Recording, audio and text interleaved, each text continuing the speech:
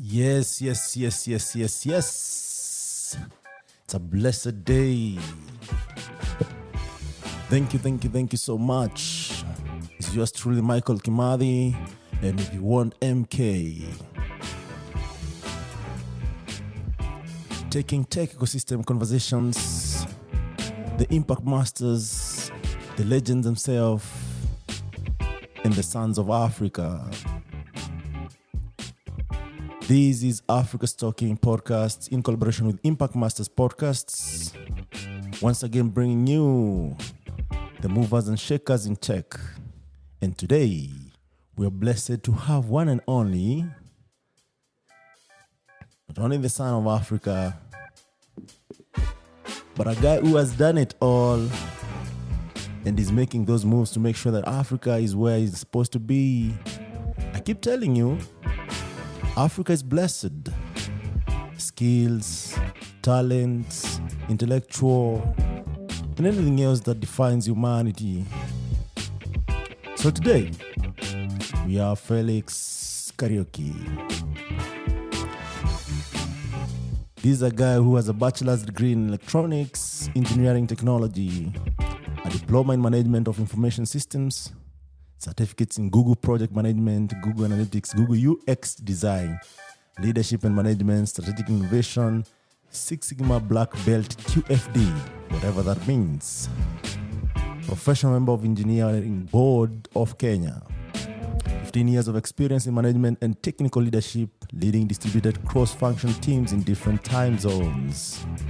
Experience working with governments, academia, civil society, private sector in Africa, Asia, the USA, Canada, and Europe. Co-creativity on designing and launching data toolkits and platform with Kenya as the pilot. Conversant with the Constitution of Kenya and all laws that relevant to devolution. Possesses a thorough understanding of county development objective and vision 2030. A data-driven mindset with the ability to run experiments, measure and adapt. Proven track record of leading successful transformation projects. Experience using human-centered design principles to develop interventions in support of program objectives. Strategic thinker and result-oriented. Whoa, and the list goes on. Yeah.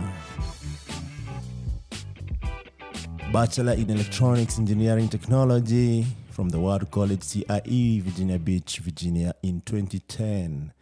And actually is a well-accomplished person we have here. How are you, Mr. Felix? I'm Engineer. good. It's not good to call you just Felix, but Engineer Felix Kariuki.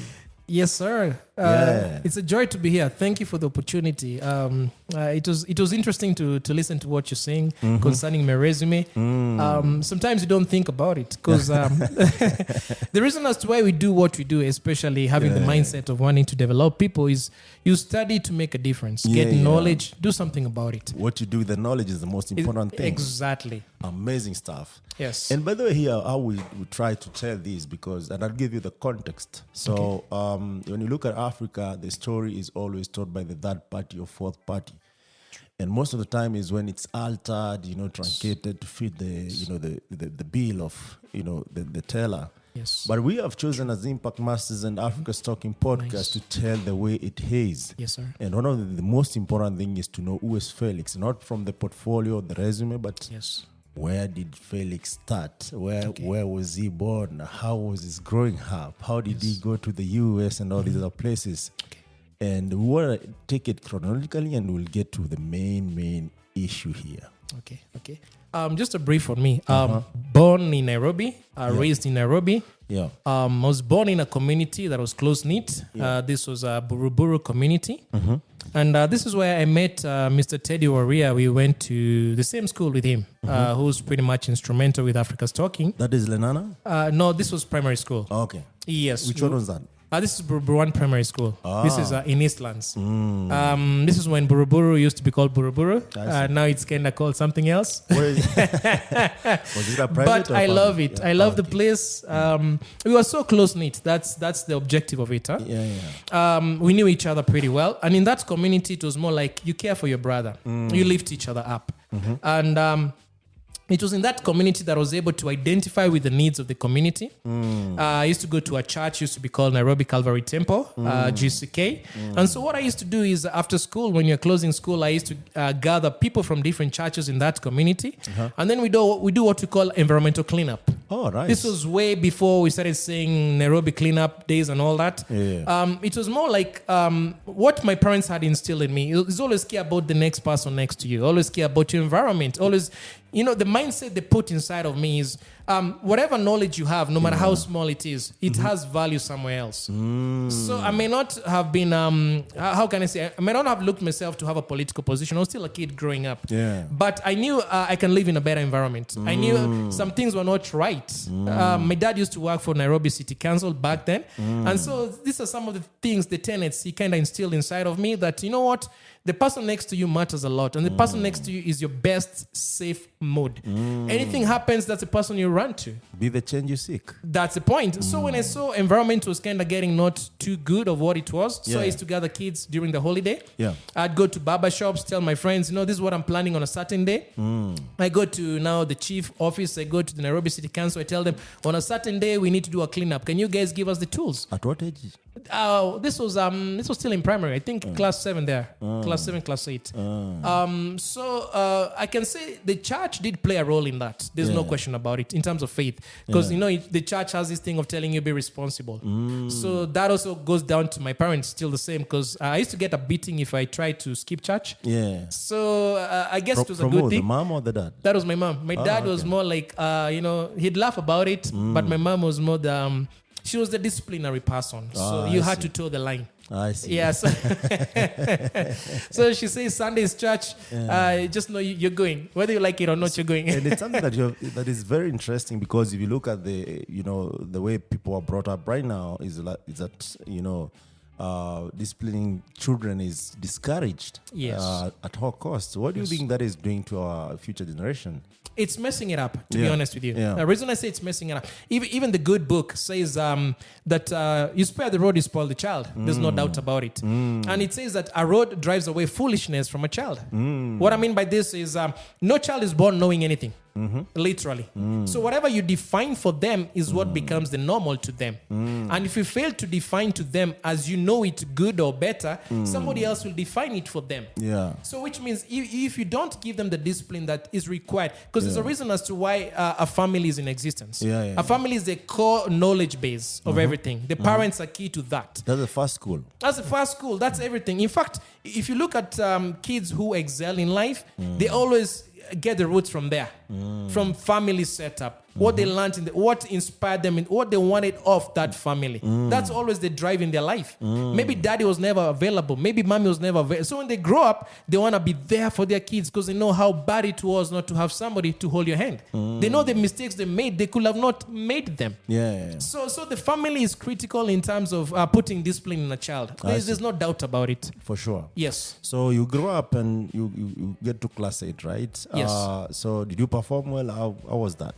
I had people like Teddy Oria to make sure I perform well. They always kept tabs on me, literally. And also I had my parents, because my mom used to ask me a question.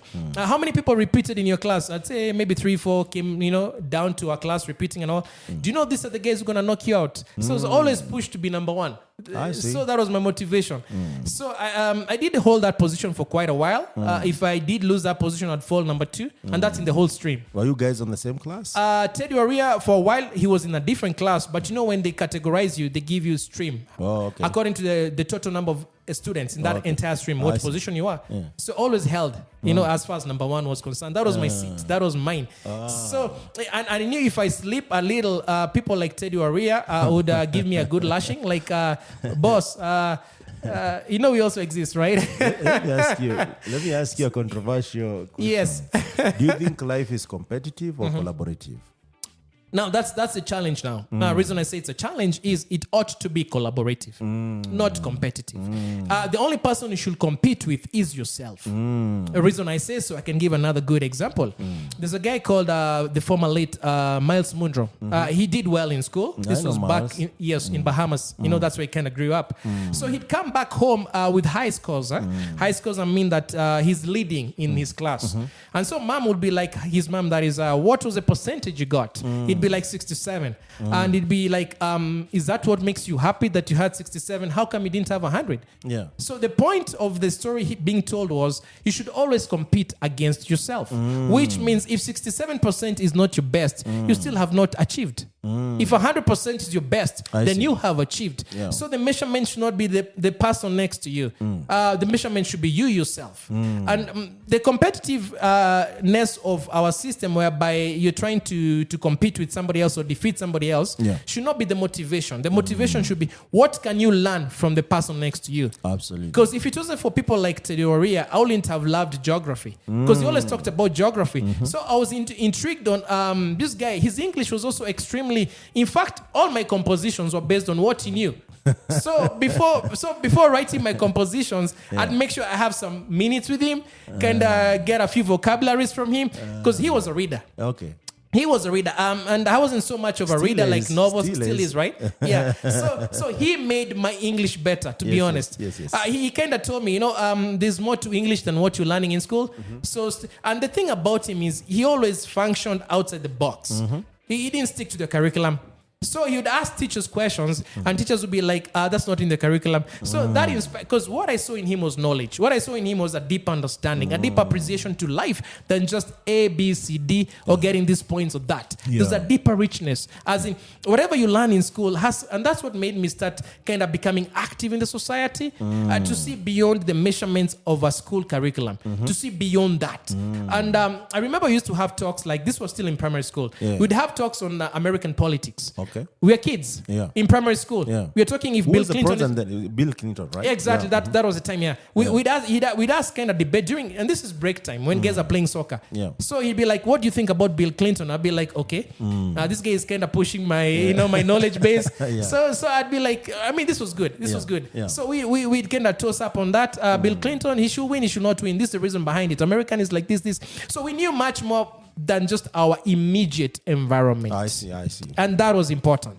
That was important. Because that's what makes you who you are as a person. When you have a perspective that's not just local, but it's global. And that way, even the solutions that you're creating, you'll find a way to be able to scale them to better other communities, not just your own community. I see. And that's important. I see. And that's why collaboration is kind of comes out, in terms of emphasis, that these talks kind of made you think outside your box. And that's important. I lived in the US for quite a while.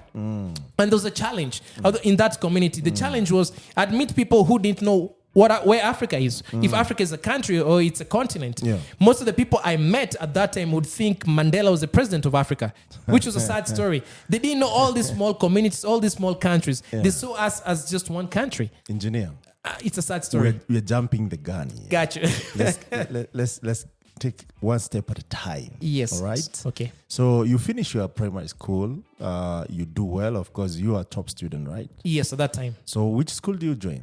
I went to Mangu High School. Mangu. Yes. And the chief goes to Lenana. Yes. Did that affect your grammar, your vocabulary, all these lessons? I was kind of hoping we would go to the same school because he had been my measurements in terms of pushing me, you know what I mean?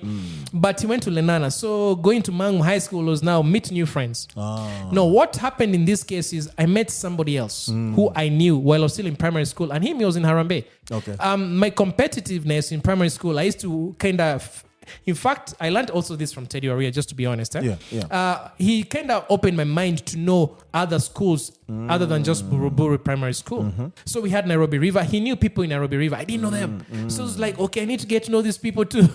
So I'd know all the top performance in all the schools surrounding our school. I see. And one of the schools was Harambee Primary School. And in Harambee, guess who was the top student in Harambee all this time? I have no idea. Captain Ronald Karauri. The chief for the sport person. Yes. I see. He was one who was leading at that time in Harambee Primary School. Yeah. I kind of had known of him through associations, relatives, because he lived in Buruburu. Yeah. But in terms of me knowing him as a student, now that's when I started discovering, so you're in Buruburu, you're in Harambee Primary School. So his performance was kind of a little bit better than mine. By a few points. Too competitive. By a few points. Okay, I see.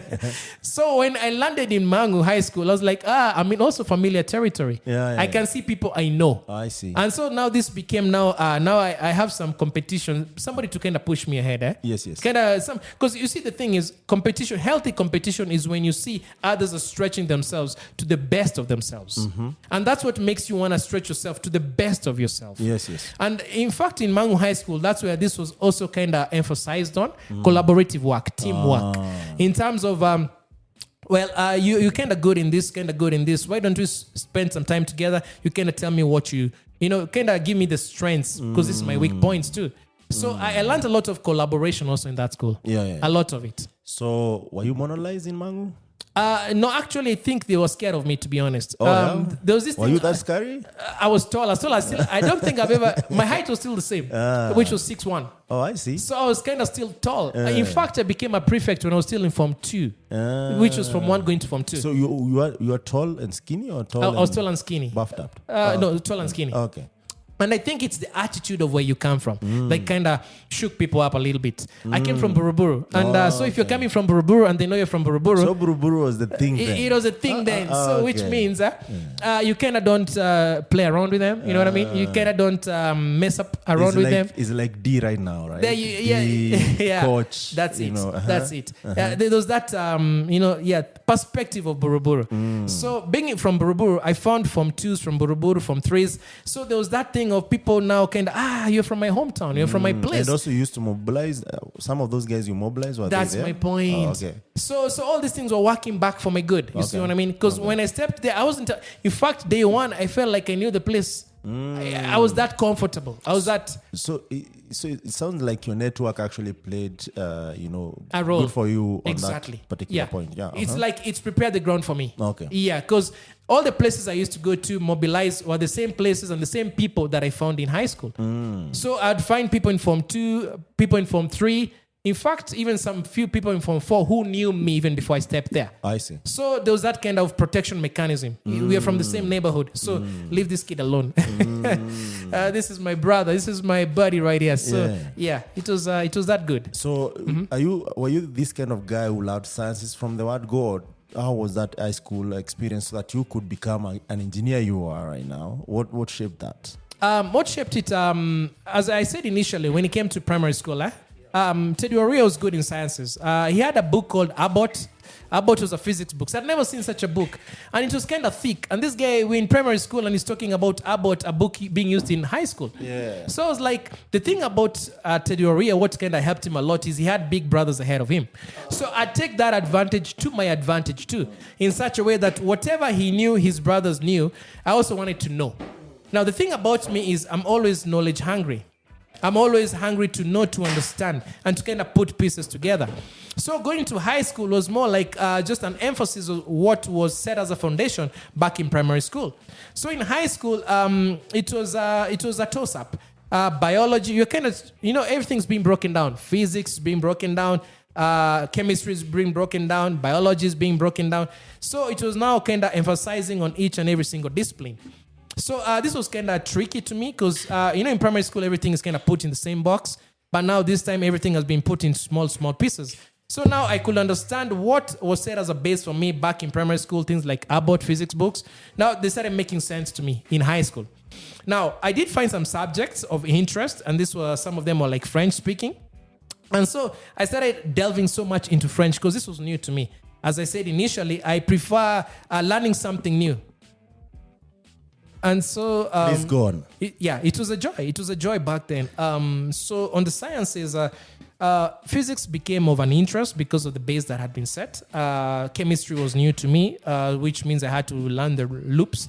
And then there was also biology. Aspect of biology was kind of also new to me. And I knew if I was to focus on biology, I'd have to think medicine.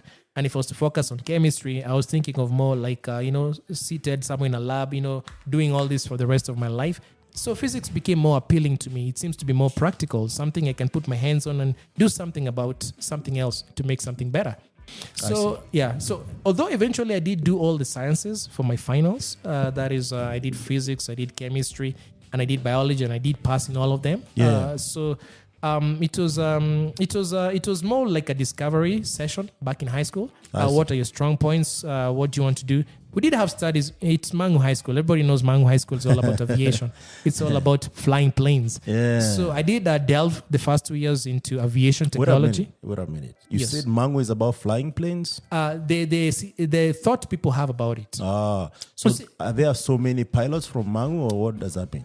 What happens is Mangu was the first high school for students to be taught aviation technology. I see. And the history of it goes back to there's a need to be able to teach students, or rather, remember Mangu, the history of it was a Catholic school. It's still a Catholic school. Okay. It was started by fathers. Yeah. And so what happened is, they had this desire to be able to teach handy skills, what we call TVET now, to people who are still in high school. Yeah. And so they started teaching on radio.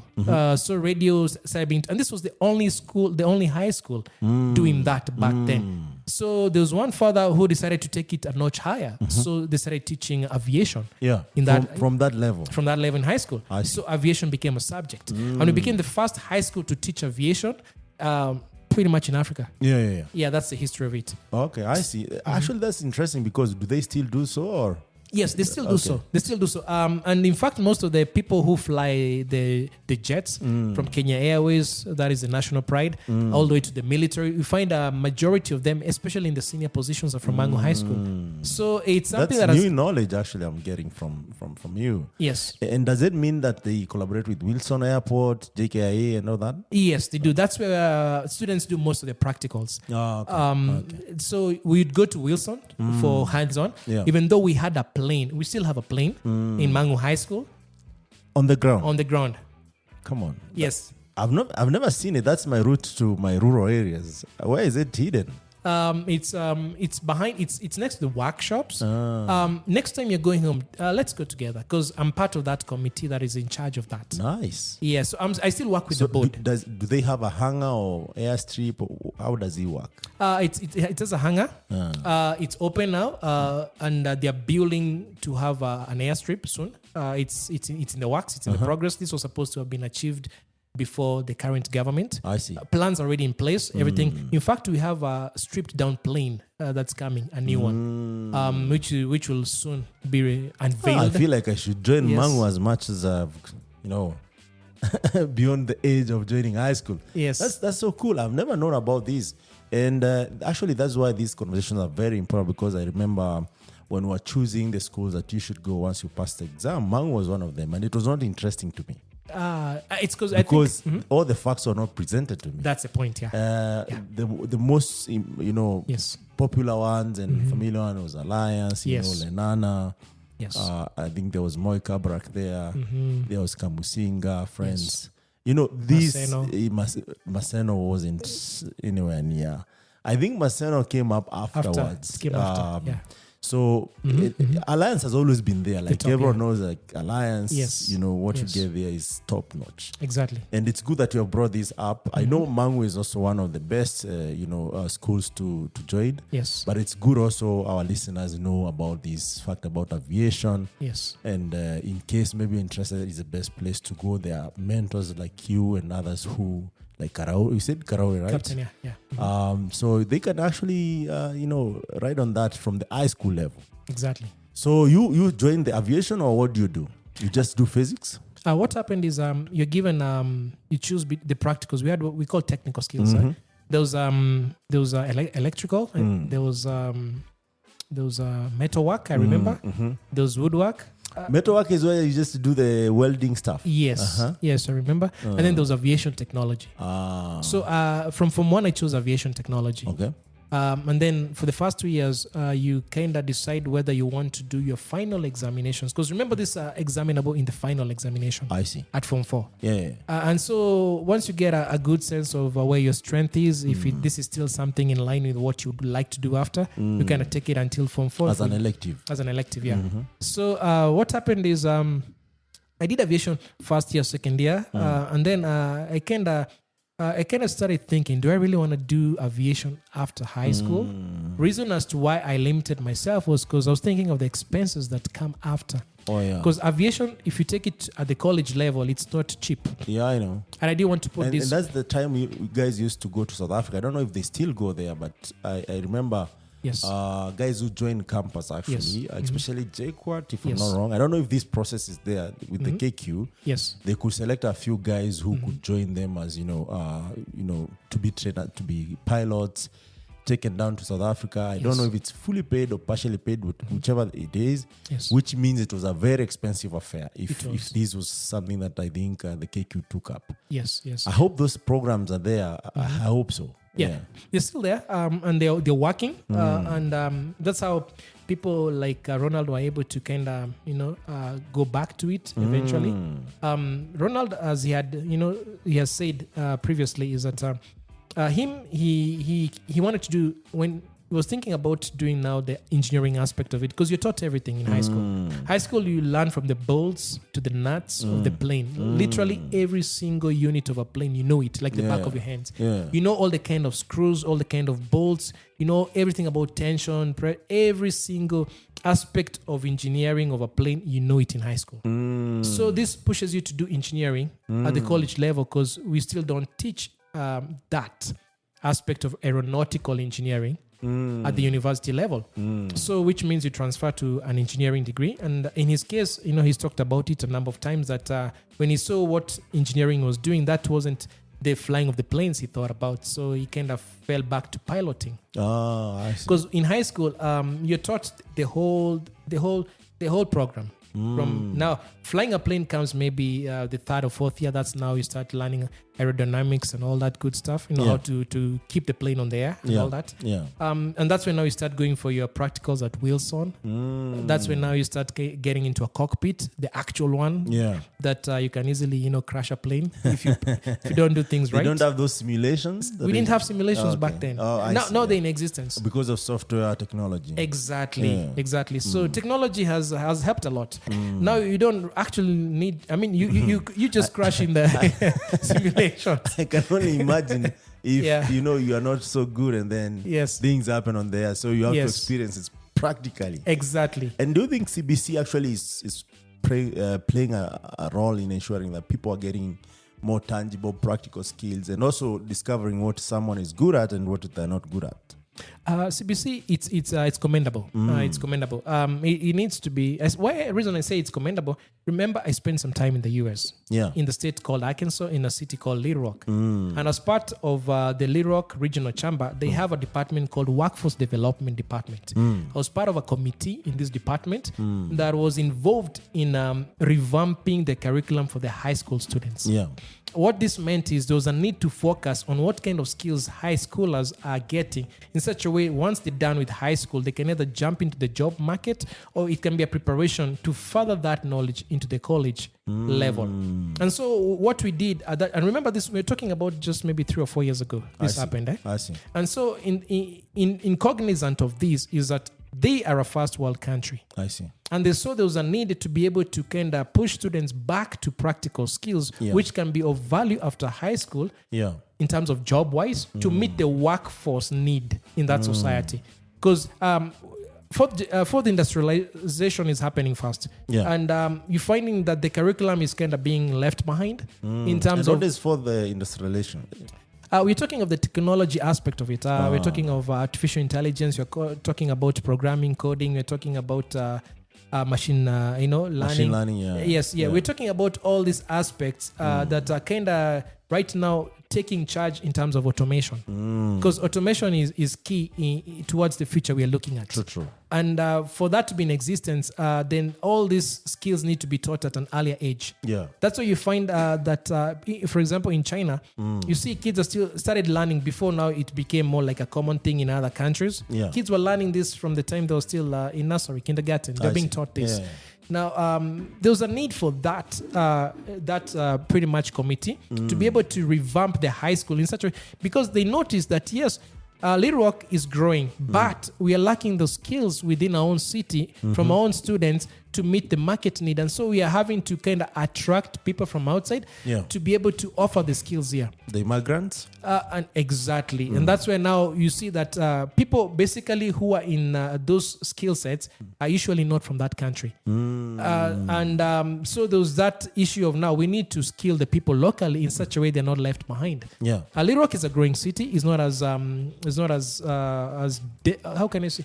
It's not as developed as California, Atlanta. In fact, I remember very well when I went to the US, anybody who came from Kenya or from Africa. Wait a minute, engineer. Yes. So once you finished your high school, that's when you went to US, or how did this work? Oh, yeah. What happened is I went first to Strathmore after high school. You joined Strathmore for diploma or It degree? was diploma. Okay. It was at that time we had something called IDPM. I see. And this was what now became MIS, Management of Information Systems. And so there was a program that was teaching, introducing us into that aspect of technology. And that's what IDPM was all about. This is the time was it during the gap year or? Yes, it was during that one gap year before you're called to college. Yeah. Because eventually I did get called to Moi University, but by then I had received a letter and a scholarship to go to the University of Arkansas at Little Rock at that time. I see. Yeah, so I spent some time, and that's where now I made my first computer.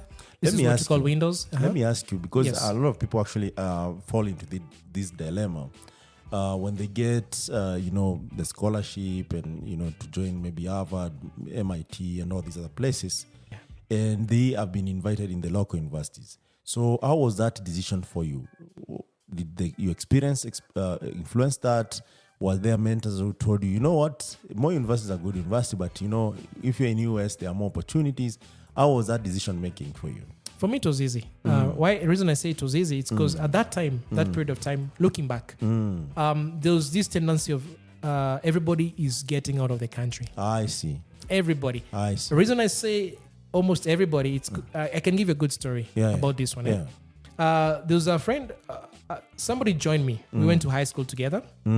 Having gone to high school together, I went to the US. He comes, he follows. He asked me, can you see which schools I can also join? So he comes, he joins me. Yeah. And then when he joins me, there happens to be somebody else from his neighborhood, still in Buruburu, who had a get-together, more like his birthday.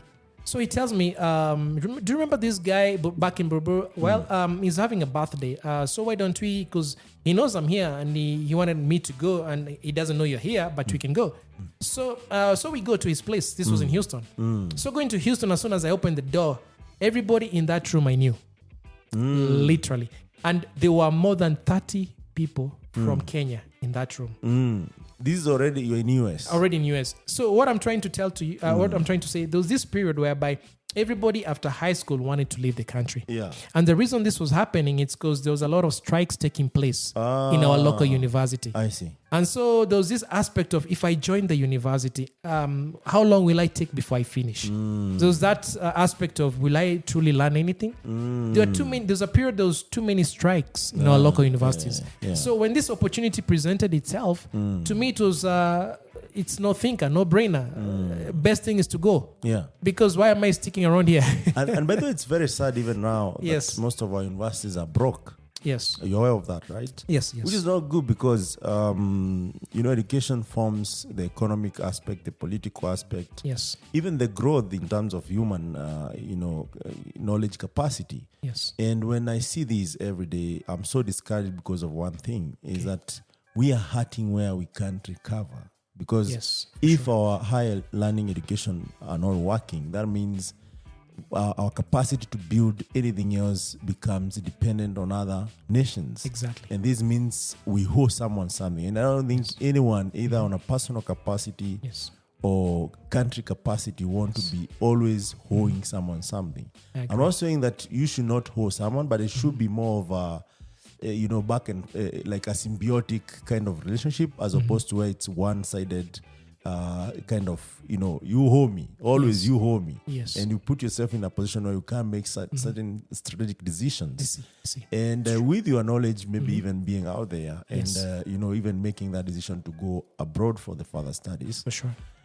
What do you think is going on here? That universities, you hear more universities broke, they're almost closing. Now I hear universities operating at deficit for a long time. Yes. There's KU, which is now it doesn't have enough money. Yes. Their land is being given out. Yes. There are all these issues going on with our higher learning education. Yes. Then there's a private sector that has cropped into higher learning education, which brings substandard kind of education. Okay. So there is all these debates. I'm not saying that private people should not invest in higher learning education. Okay. All I'm saying is that we should operate at a certain standard so that regardless of which you decide to join, you are okay. Yes. Yeah. Coming back to that question, it's interesting. Yeah. The reason I say it's interesting, I want you to look at every single major city in the US. Every single major city. They're all built around a university. Every single major city, they're built around a university. Implication of this is the universities control the government, governance, aspect, social, environmental, every economic sector, everything pertaining to the existence of that town is based on a university. Yes. Implication is they guide the policies. Yes. Implication is they draw the frameworks of engagement in that society. Yeah. When I joined the University of Arkansas at Little Rock, I started working in a department called Institute of Government. They did all the data collection aspect pertaining to every form of governance in that state. Yes. For the purpose of knowing what the sense is on the ground, what the citizens want, what hasn't been addressed. Yeah. And we did this at the micro level. Micro level means I need to know how tall is your grass outside your house. I see. So every single policy from the minuteness of it was guided, advised by a university. Yeah. Any policy, be it medical, we'd query each and every single institute, be it the health sector, whatever it is, the games and fish commission, which pretty much is the tourism sector also.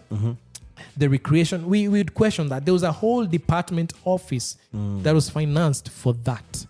Implication is the research that takes place in these universities doesn't take place in our own local universities. It's actually externally influenced. Yes. And so many, me have done my higher education locally. Yes. Fully. Yes. And one thing that I've seen, because after my university or during my university, we were involved in these projects actually, research and all that. Yes. And the one that I remember vividly is one that we carried about smart cities. Okay. So when we design roads, what comes into mind? And I think this is very big because I was so surprised that this was implemented in India, in US, elsewhere. And this research was carried out here. So when you're designing a road, just to give people the context, is that you need to think about cyclists. Yes. You need to think about, the motorbikes. For sure. You need to think about the pedestrians. You also need to think about the sizes of the cars that are passing through that road. Yes. So by the time you are presenting the feasibility study for the project to go on or not, already all these things are accounted for. Exactly. But what do we see again and again? 90% of our road, or maybe even 99% of our road, they only think about the vehicles. And even where they do so, they don't actually implement capacity and load of each vehicle that passes there. Exactly. Which brings us to, recurrent expenditure of, rebuilding roads. Yes. But also, again, the accident aspect of roads is not taken care of. So what you're saying actually is very, very important. Yes. That if we don't invest in our research and development and put this money or resources that is required in the university to carry out our local, because even engineering, you are part of the engineering board in Kenya. Yes. You see engineers saying that they can't do engineering anymore because where are you going to work? Exactly. You do engineering and then you're working as a mtu wa mkono, or I don't know what they're called in English, but it's the same thing. For these Chinese or Japanese or whoever is building the road. I got you. So how do we get ourselves in that kind of quagmire? It's easy. It all boils down to good governance. There's no question about it. Yeah. I give you a good story. Yeah. This is, I won't mention the county. Please. But there's a county right now, which from the last government, the last 10 years, you find the person who's heading the engineers is a person who did carpentry. And not even now TVET. I'm curious to know which county is that. No, sorry, I won't get into details. But I'm telling you the truth. A carpenter is heading, the engineering department. He's heading all the engineers. Yeah. And his skills, and this was based, his appointment was based by who you know. Nepotism, not corruption. Yeah, not that you are capable to do this job. And tribalism mostly. And the challenge with that is that same county has least developed when it comes to infrastructures. So that becomes more like it reflects why that has happened, because that county has universities. Yes. And also students who've learned engineering. And even it has hired engineers who cannot do anything because their hands are tied. Oh, because you can't outsmart the master. That's a problem now. It comes the to carpenter. They can't outsmart the carpenter. Yeah, that's a problem. The problem is you lack what you call an open door policy of governance, whereby I am open for whatever works best for the people or for this office. So we're not disputing that a carpenter can lead. Can lead, yes. But also there is that insecurity of if you do more than this, you're fired because you're outshining the master. And it's what I can say with that is it's a kind of inferiority complex, to be honest. The reason I say this, there's a story whereby they keep saying that people were taken out of Egypt, but Egypt was never taken out of them. As in, we're still in this post-independence thinking. Yes. Whereby we are still slaves to a mentality, a certain form of mentality. You are oppressed.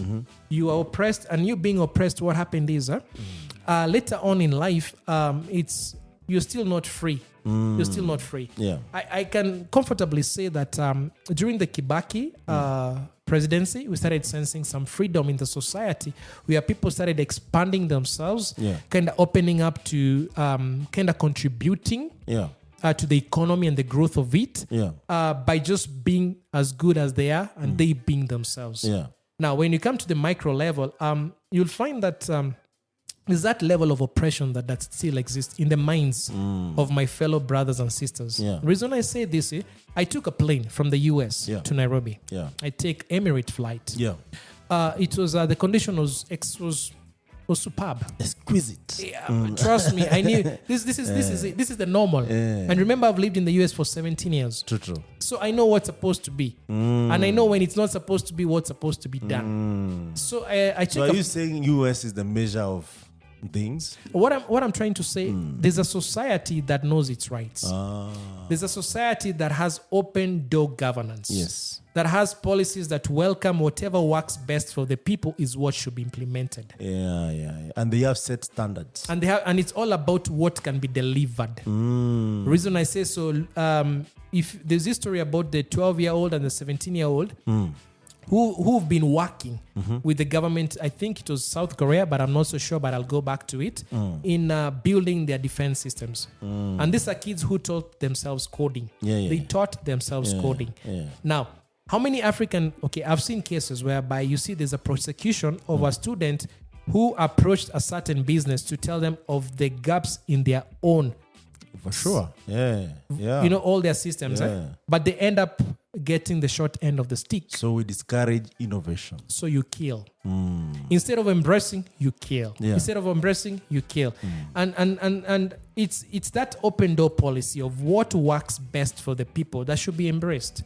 If this kid is good in this, then he's made me identify something good in him that can work for the best of my office. Yes. Best thing I can do is not prosecute, but work with. Now, the aspect of collaboration comes again here. Yeah. We are not competing. Yes. Whatever works best. Yes. Let's put it on the table. Yes. For the good of the people. There's something you said that is very interesting. Before you tell us the Emirates story, about, us being off Egypt, but the Egypt is not off us. And I know even we have a local saying about that, the village analogy. So does this actually contribute to body, mind, and spirit kind of aspect, whereby we need to nourish each at given, frequency? It's important. Why I say it so, remember, religion has been used to manipulate people. Sad story. How? Many ways. Look at every war. Is there a war that religion was never an aspect of it? Okay, the Ukraine. How is the religion involved? Let's go back. Yes. Ukraine is another whole different story, because that's not even what you can categorize. We are fighting them. But going back, let's look at this way. Africa, spirituality is big. Yes, it's big. It was big even before colonization. Even before it was, yeah.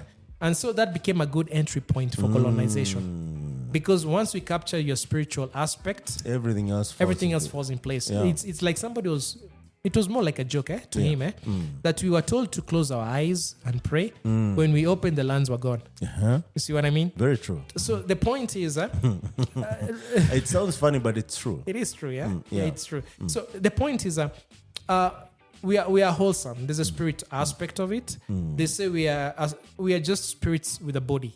And do you think Africans trust so fast? Like, we trust each other, but also we trust other people who don't have good intentions to us. We don't trust ourselves on many levels. The reason I say so. So we don't trust at all.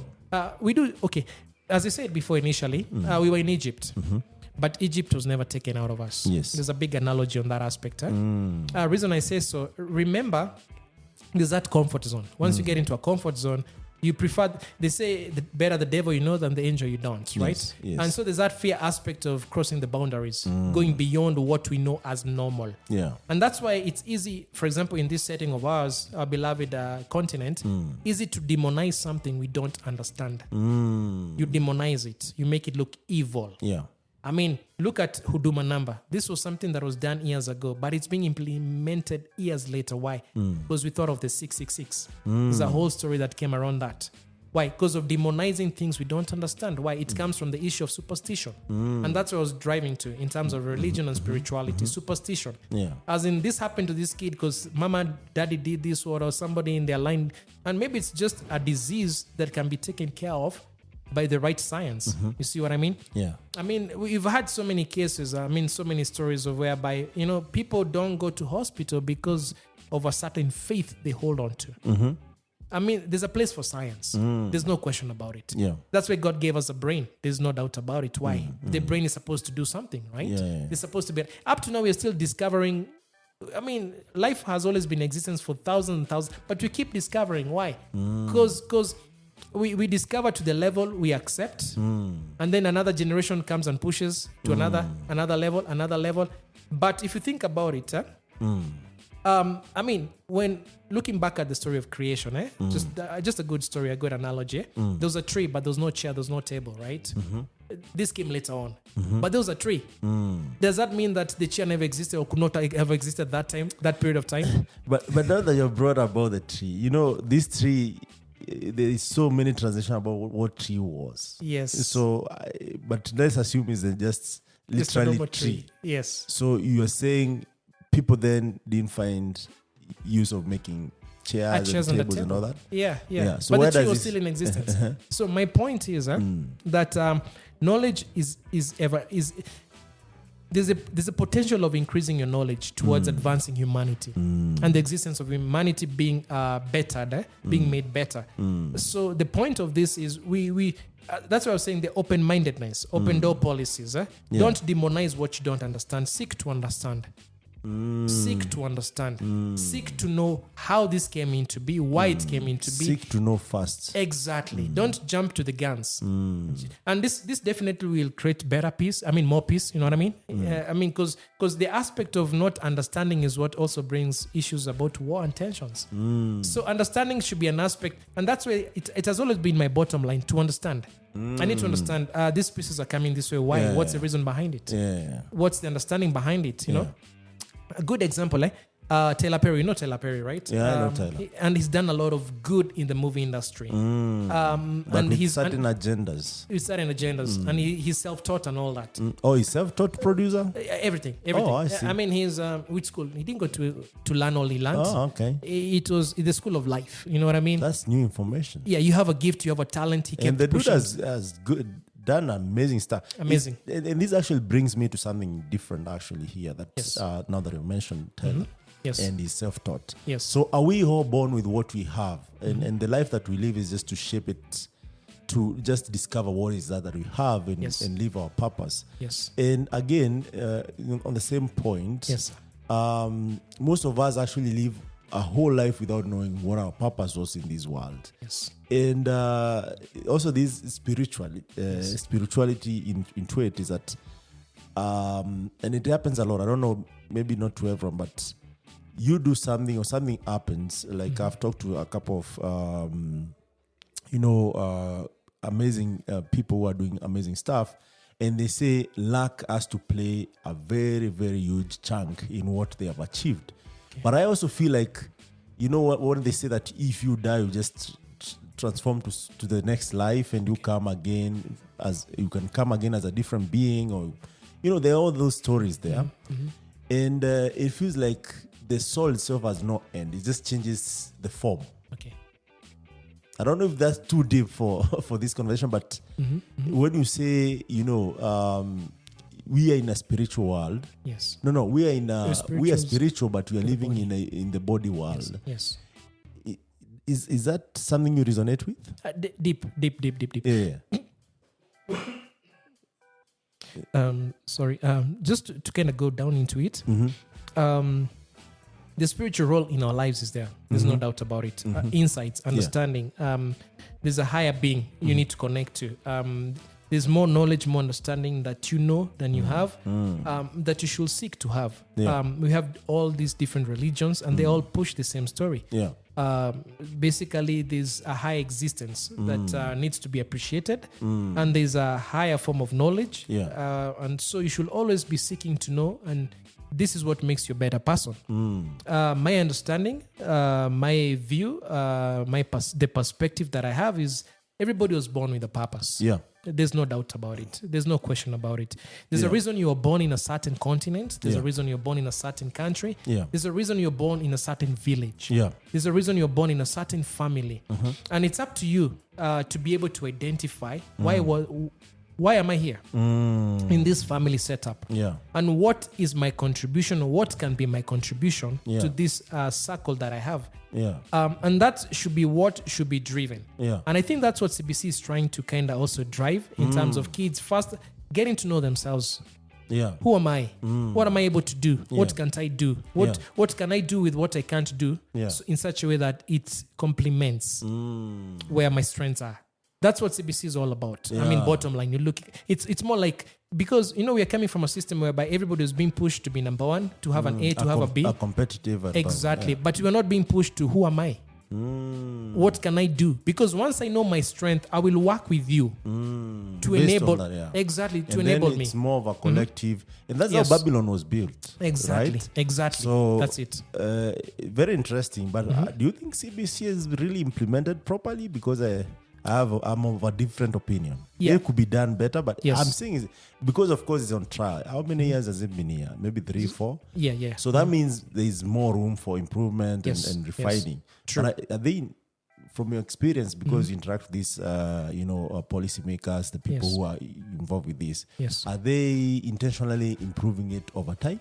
That ought to be the story. That ought to be the case. Reason I say so, education is dynamic. Yeah. Remember, we had mentioned earlier that knowledge is dynamic. You need to keep on learning, understanding. Yeah. And I gave you a good example of the work we did in establishing what we call academies of Central Arkansas. Yeah. In the state of Arkansas, in the city, or rather school district of Little Rock. Yes. In such a way that the skill sets that the kids have by the time they're done with school is more applicable to filling the workforce need in that society.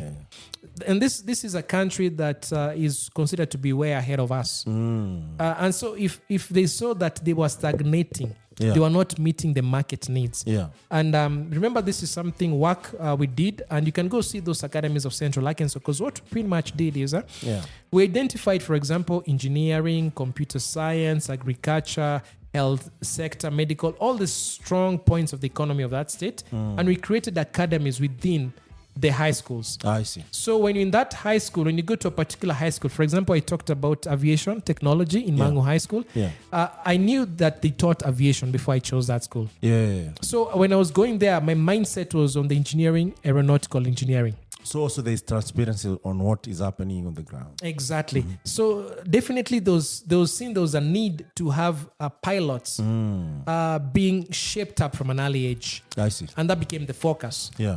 Even in the sports world right now, we know the Kenya government has these sports academies that it's kind of been pushing as an agenda, because to grow that talent, to nurture that talent, of which I had seen SportPesa kind of working on before a lot of issues came up. Yeah.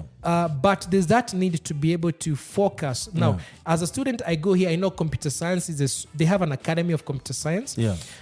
Everybody in that high school is welcome to learn something from that academy. Yeah. But there are those who literally identify themselves with that academy and they take the whole course until examination. Yeah. Now, CBC, that's what it's supposed to achieve. Yes. I know 844, we did a lot in 844 in primary school. I remember, I can't even remember how many subjects we had. We had so many. Yeah. I mean, my backpack was heavy every single morning. I mean, I built muscles while I was still in primary school. Books were so many. We did carpentry, those woodwork. I remember I even did home science, art and craft. I made some PJs, by the way, when I was in primary school. I made some booties, which my sister and brother used later on in life. I made some mats, I remember. Did you make petticoats? Mine when I came in, they told me pajama. So and that was tougher than the petticoat, because petticoat just take two pieces, you kind of just put the hem stitches and all. Pajama was too complicated, man. True. You have to size it up to the shoulder size, to the right fitting. So I became a tailor while I was still in primary school. You're an engineer, so yes. This that came could later. not be hard for you. We were still kids then, remember? No, if you're an engineer by the, and this is one thing that I think we should pass across. Yes. And even parents, Okay. as much as kids are involved. Yes. Some of the things that you do later in life, I don't feel like there's a miracle that happens for someone to become an engineer. You are born an engineer. It's only that with time you start learning all this. Yes. And it takes us back to what we said earlier. Yeah. Everyone is born with what they need in this life. True. What actually we do in life through education and everything is just to amplify and ensure that that signal is more focused on that, and making sure that we are implementing it.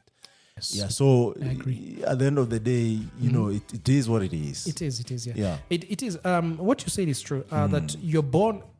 Somebody say, I'm looking for my purpose in life. Yeah. And when somebody's saying that, they're always looking outward, other than inward. I like that. You see what I mean? Yeah. That's where now the confusion comes in. You're looking for this sign from the skies. It's inside you. Yes.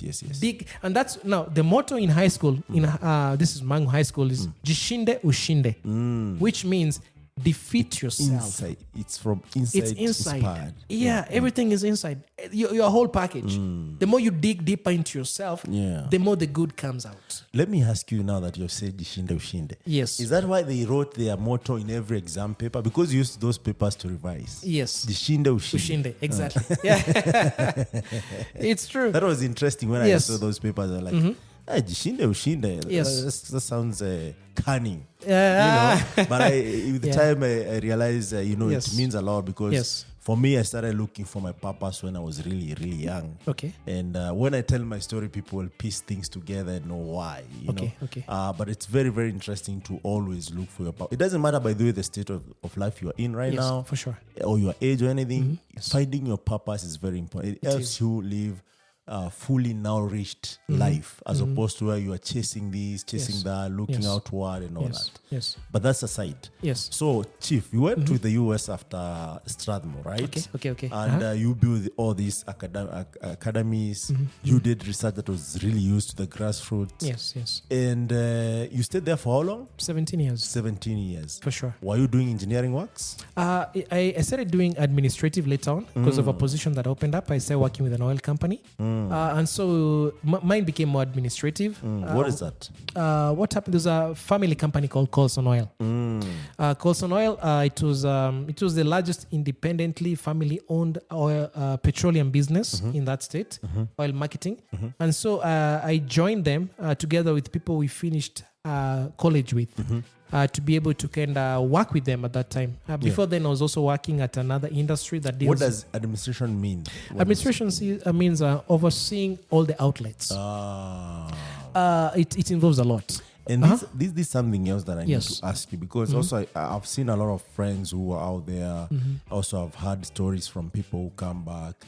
Why do you do electrical engineering, but you do administration work? Is there no electrical engineering jobs also in US, or how does this work? Or just, the paper first, you secure the bag first and then figure out, do I need to do electrical engineering, or what was this? What happens is in life, whatever card you're dealt with, you work with.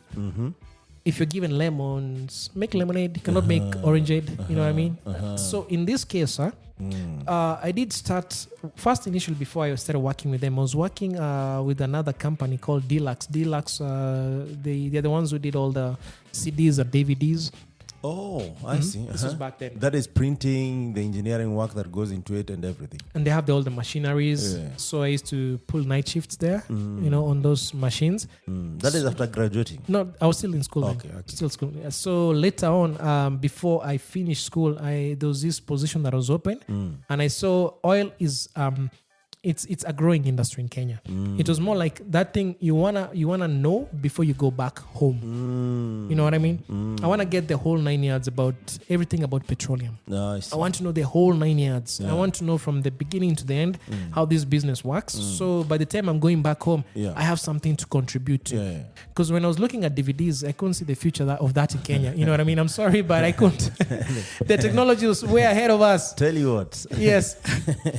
I think in Kenya, there was so much DVD, CDs consumption more than anywhere else through piracy. Yes. And a lot of, and I have to say the way it is. That, people, not everyone who can afford $9-10 to go and watch a big screen movie. And this actually also created a lot of opportunities. I know it's wrong for the guys who create the content and everything. It's not right, but that's how innovation is spread. Even when you look about programming and the technology right now, you can get all these books online, tutorials for free. You just need to invest on the internet. That's it. Which is actually cheaper. Yes. So back to the DVD, CDs. Yes. I don't think you are right. You saw like there's no future, but in terms of consumption, we consumed a lot of DVDs and CDs. Yes. And we're looking at this year was what? The year 2000, 2001, right? This is a long time back ago. In the day. Yeah. Because people have stopped. Even right now, there are people who ban CDs and DVDs for movies, music, and all this kind of stuff. But it's phasing out. Yes. And this actually, maybe let me give us a short story about myself. So there's this time I was thinking like, I had a studio, like a whole DJ Academy studio. Yes. I say, since, at the end of the day, there are people who are asking for movies. Yes. Why don't I buy the duplicator? Which burns like 8-9 CDs at a time. Nice. With a master. Okay. Guess what? I bought the old duplicator. It was very expensive. Okay. And then all of a sudden I realized people are coming with the flash disk. I have that duplicate until now.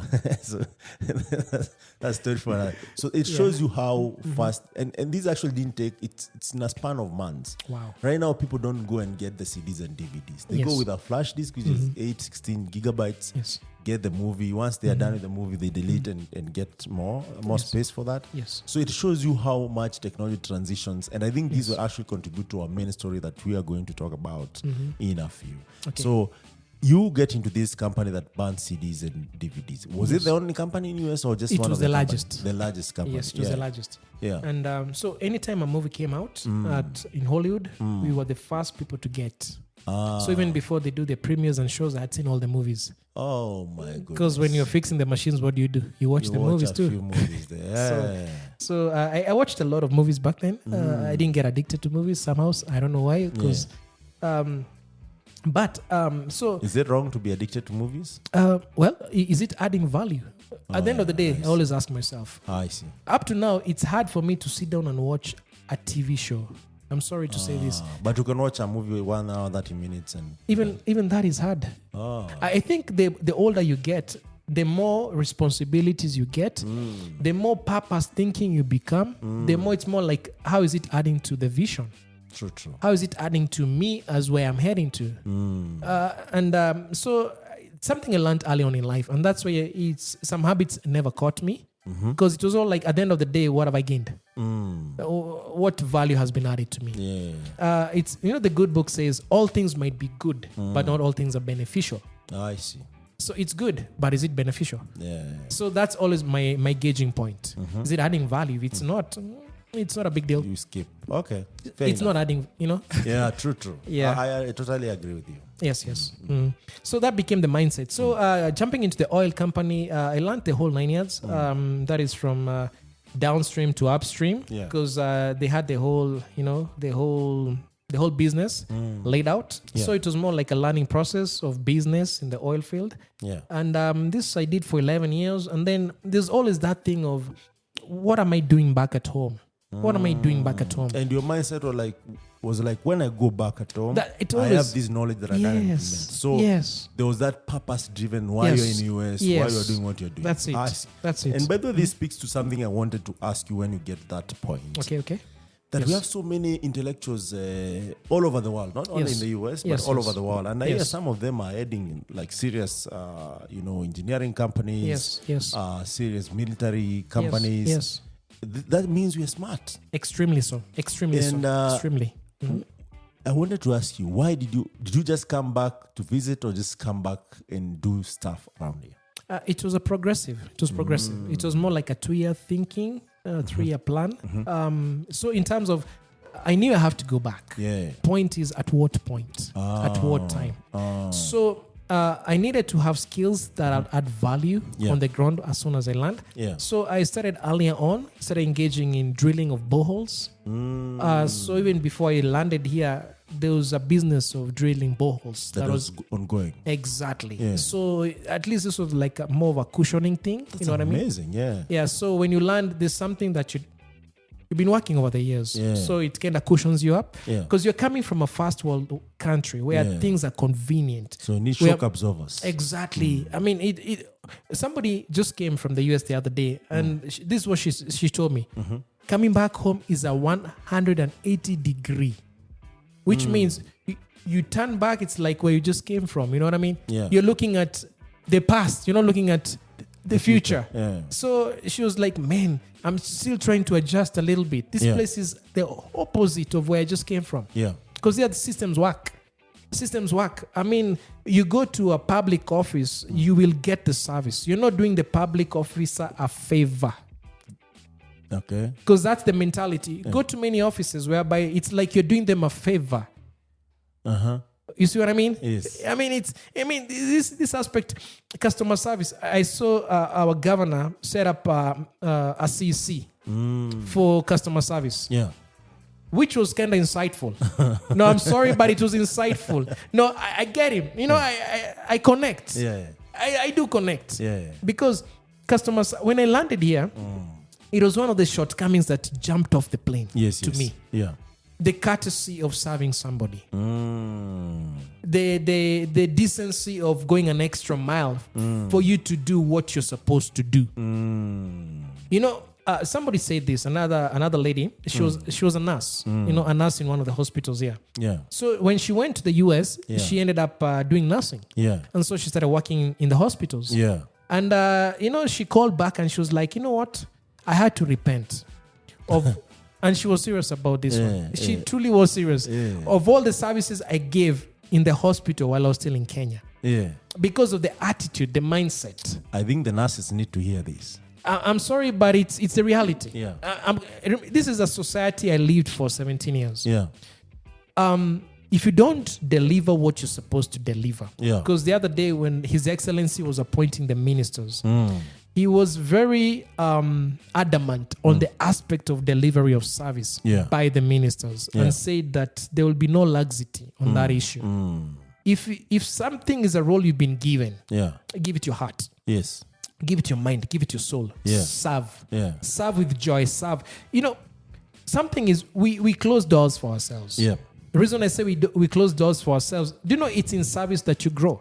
True. And this is what will bring us to the Rotary issue. Yeah. Rotary is all about service above self. Yes. And according to the Rotary, that's the Rotary motto, that you become served better by you offering the service of yourself. Yes. So the point of service, it was interesting when I saw Sakanja putting that docket under CEC. Who would think of a minister for customer service? Think about it. What there has to be a certain pain point in the society he kind of identified with. He was like, something needs to be done. True. And better. Yeah. Because this is a government office. We need to have an international standard of service to humanity. Yes. This person is a human. Yeah. This person is sick. Yes. The other day, somebody died when Sakanja, Honorable His Excellency Sakanja went to one of the hospitals. Yeah. And somebody had died just because of negligence. Yes. You know what I mean? In a hospital. Yeah, the kid who had the jembe dug into the brain. You see? Yeah. I mean, this. I mean, it's sad. That's just one of the cases, actually. It's a sad issue. It's a sad issue. I think the reason why even we're talking about this, and remember this is happening in Nairobi. Yes. Now, if you multiply that to the 52 countries, yes, and then different places, towns and cities that they have, yes, you see how many people we just lose because of that. Negligence. And do you think maybe we don't really appreciate the people who offer this service better, or we don't show them the importance of humanity? Or what can we do to make sure that these people actually feel like, if I was the one looking for this service, what would I expect? It comes down to the spiritual aspect. Spiritual aspect is do unto others as you'd like others to do unto you. Absolutely. Right? Absolutely. All men are equal. All men are equal. No question about it. Yeah. Point is that issue of competitiveness. You know what I mean? So we are brainwashed to think we are better than others. Sad story of which we are not. At the end of the day. And this was one of the things that kind of drove the government under the Obama administration. I was there when that was happening. Yes. All humans matter. All humans matter. All humans. Yes. Binadamu ni binadamu. Yes. So all men are created equal. Yeah. There's need for that to be realized, especially in the public service. So the spirituality aspect of this is the practice of what you learn, in terms of spiritual matters. And I think this is what plays a role in terms of you seeing other people as humans. It does play a role. There's no question about it. Because at the end of the day, we all want the same thing. Yes. So if at the end of the day, we all want the same thing, like somebody said, look at the stars in the sky. They all shine. Yeah. They all shine. Yeah. Some shine brighter than others because they're closer to you. Yes. But they all shine. Not because they're better than the other star. Oh. The other star just farther from you. Yes. You see what I mean? Yes. So there's space for everybody to shine. But how does everybody shine? By being put on an equal pedestal. The ground is level. Yes. You make something out of yourself. Yeah. So that's the purpose of the government, to create that environment in such a way that anybody, you will be measured by your output. The ground has been made level. Yeah. The seeds you plant are the seeds you sow. And that's one thing about the American government I also noticed. Yes. What you put into that system is what you get back. Yes. An equal press down measure is what you get back. Yes. You don't have to dig a lot. Yeah. Why? Because policies have been put in place. The system has been put in place to ensure all the I's have been dotted, T's have been, to ensure there's equality, inclusivity, to ensure that whatever I put, katika mchanga, whatever I put in this soil is what will come back to me. Absolutely. See, as long as that, so it's an issue of making sure that soil is good for growth. Yeah. That environment is conducive for nurturing. Yeah. Once that environment, then people will shine. As you mentioned, we have a lot of Kenyans doing extremely well outside this country, which is true. And that also kind of comes to light when it comes to Honorable His Excellency Sakanja, when he appointed as an advisory the person who runs, who has been critical to building the infrastructure transport network in UK. He's part of the advisory committee for that, transportation documents. But he's a Kenyan. And he's a Kenyan. And he's doing that in the UK. Yeah. And we're suffering here in Nairobi. It doesn't make sense. So it's an issue of all these giftings and talents, they found a conducive location for them. An environment. A conducive that allowed... you go to Dallas Fort Worth. There was a time the person who was running, I don't know if she's still there, who was running that airport was a Kenyan. Yeah. If such a person came back to Kenya, will they be able to give the same kind of... They would be killed. That my point is... Or they would be jobless. Jobless is more like it. Let's now let me shock you here. Let me shock you here. The first iPad on the face of the earth by Apple. Guess who designed it? Elvis Mwenda Kibiti. Elvis Mwenda Kibiti. The first iPad. Elvis Mwenda Kibiti. Yeah. A Kenyan. Yeah. He was one class behind me in high school. He goes to the US. He has over 139 patents or something with Apple. Yeah. Recently, he was taken by Facebook. He's in charge of the Facebook labs, the Meta labs. But look at his history. All the patents are listed online. Yeah. So this is something you can look and verify. Yes. Okay. So in this environment of ours, we're talking of manufacturing sector. We are looking at Rwanda is already producing its own cell phones. Yeah. And we are looking at us as a country. Yeah. Will this have been the best place for him to grow to the level he's grown? Absolutely not. So which means there's something missing. What's missing? That environment. Yeah. We have a department, parastatal, that deals with innovations in Kenya. Yeah. I'd welcome to know how much they've achieved. Because we have so many dockets in Kenya, so many parastatals. Some are like... Because most of them actually act like rewards and the guys who are put in place there, maybe the intention is not to help anyone. It's just another job with a better salary, with a better package. Yes. Whereas people forget that, there's no much enough money in this world that you can make. Yes. And if you're not serving people, even it's really hard to get to that point where you're saying we have more resources that we can even have more better packages. Yes. And I think we need to change the mindset. I think the biggest problem of Africans, and even the reason why we're doing this is to change the mindset from the mindset of, you know what? Yes. Abundance. Yes. There's more than enough for everyone.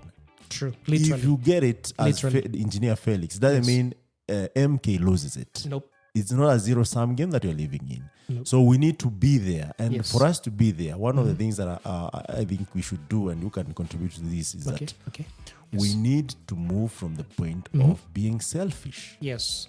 And Literally. be selfless. Yes. What I mean is that if you are doing something, do it really good. True.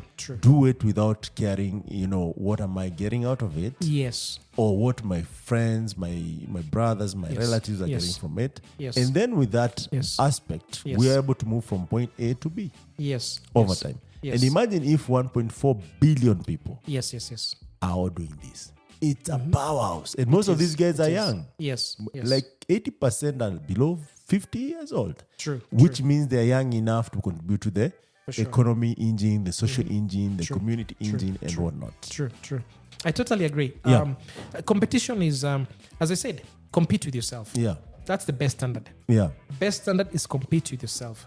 And the attitude that definitely should always be the case is that it's not about me. And it should never be about you. Yeah. It should be about what difference can you make in the life of another. Yes. For example, this is more like a ministry. Yeah. I can say so comfortably. It's more like missionary work. Yeah. I can say so comfortably. Yeah. Reason I say so, it's because what you're called to do, you're supposed to do it with appreciation of the sanctity of life. Yeah.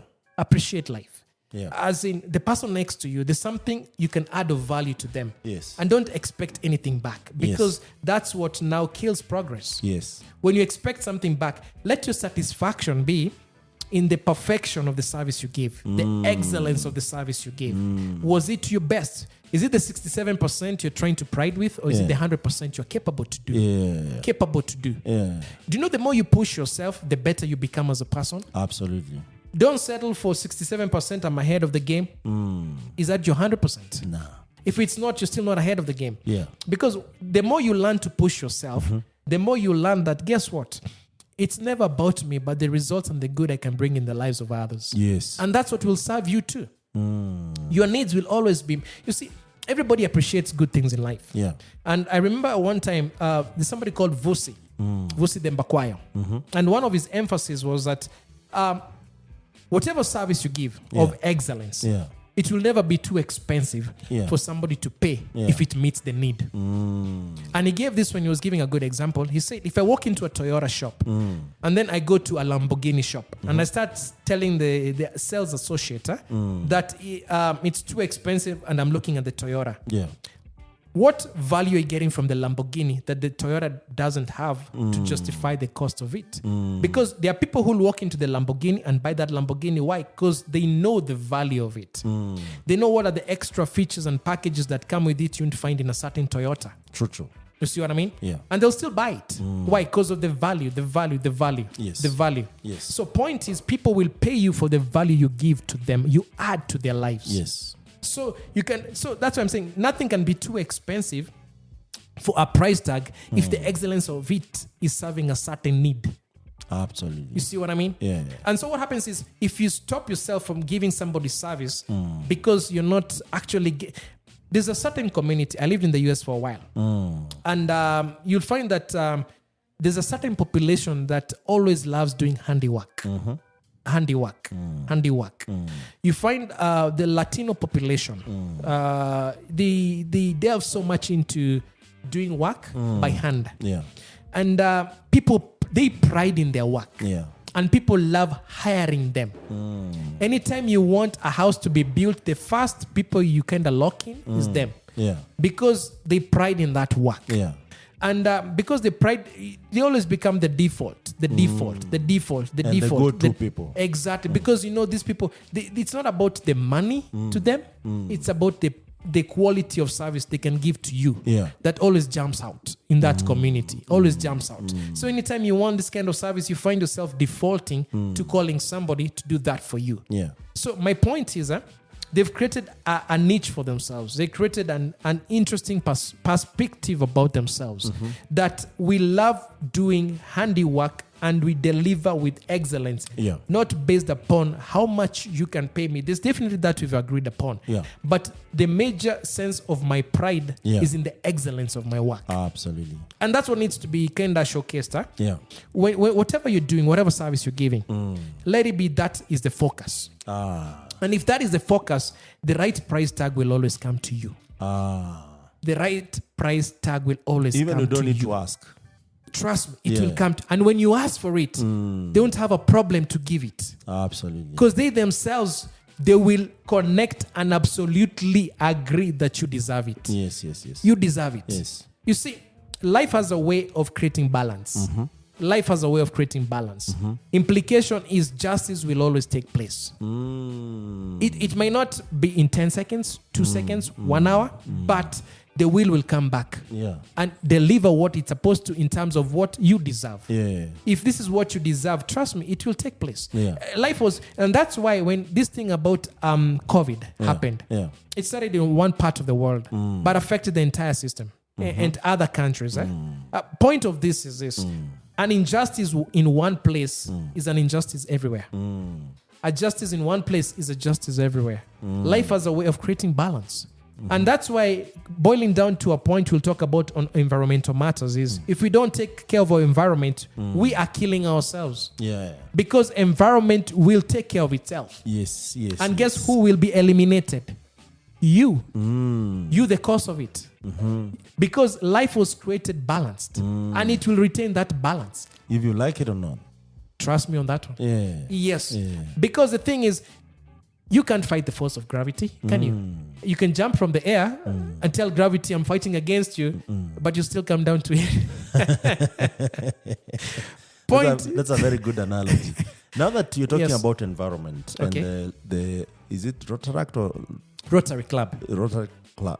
Yeah, Rotary organization. So how are these two related? Because there is what you're talking about, climate change, the commitment of companies like Google, Atlassian, Amazon, all these big fan company committing to, like, by 2025 to 2030, they will be operating at zero carbon emission energy, things to do with renewable energy, for sure, which actually preserves the environment. But it goes beyond that, for sure, because these are just, if you put this company together, maybe they don't have a total of more than 10 million employees and what they consume. Yes. But they play a key role in leadership. Yes, they do. Because also they're not only saying it, but they're putting dollar into it to make sure that it happens. Exactly. I know like the CEO of Atlassian, one of the companies that I've been associated with for some time, Mike Cannon Brooks, has been very active on Twitter and also influencing, the policy, the government policy, because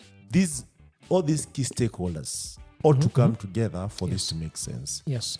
For you as Rotary, are you working independently? Are you working as Rotaracts? Yes. Or how is this working? Rotary organization was formed in the year 1905. And how it was formed there, it was professionals led by Mr. Paul Harris. They came together. They're all from different professions.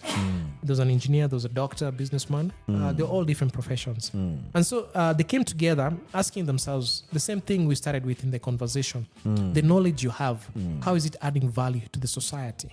How is it adding value to the community? What you know, is it adding value? Is it adding value?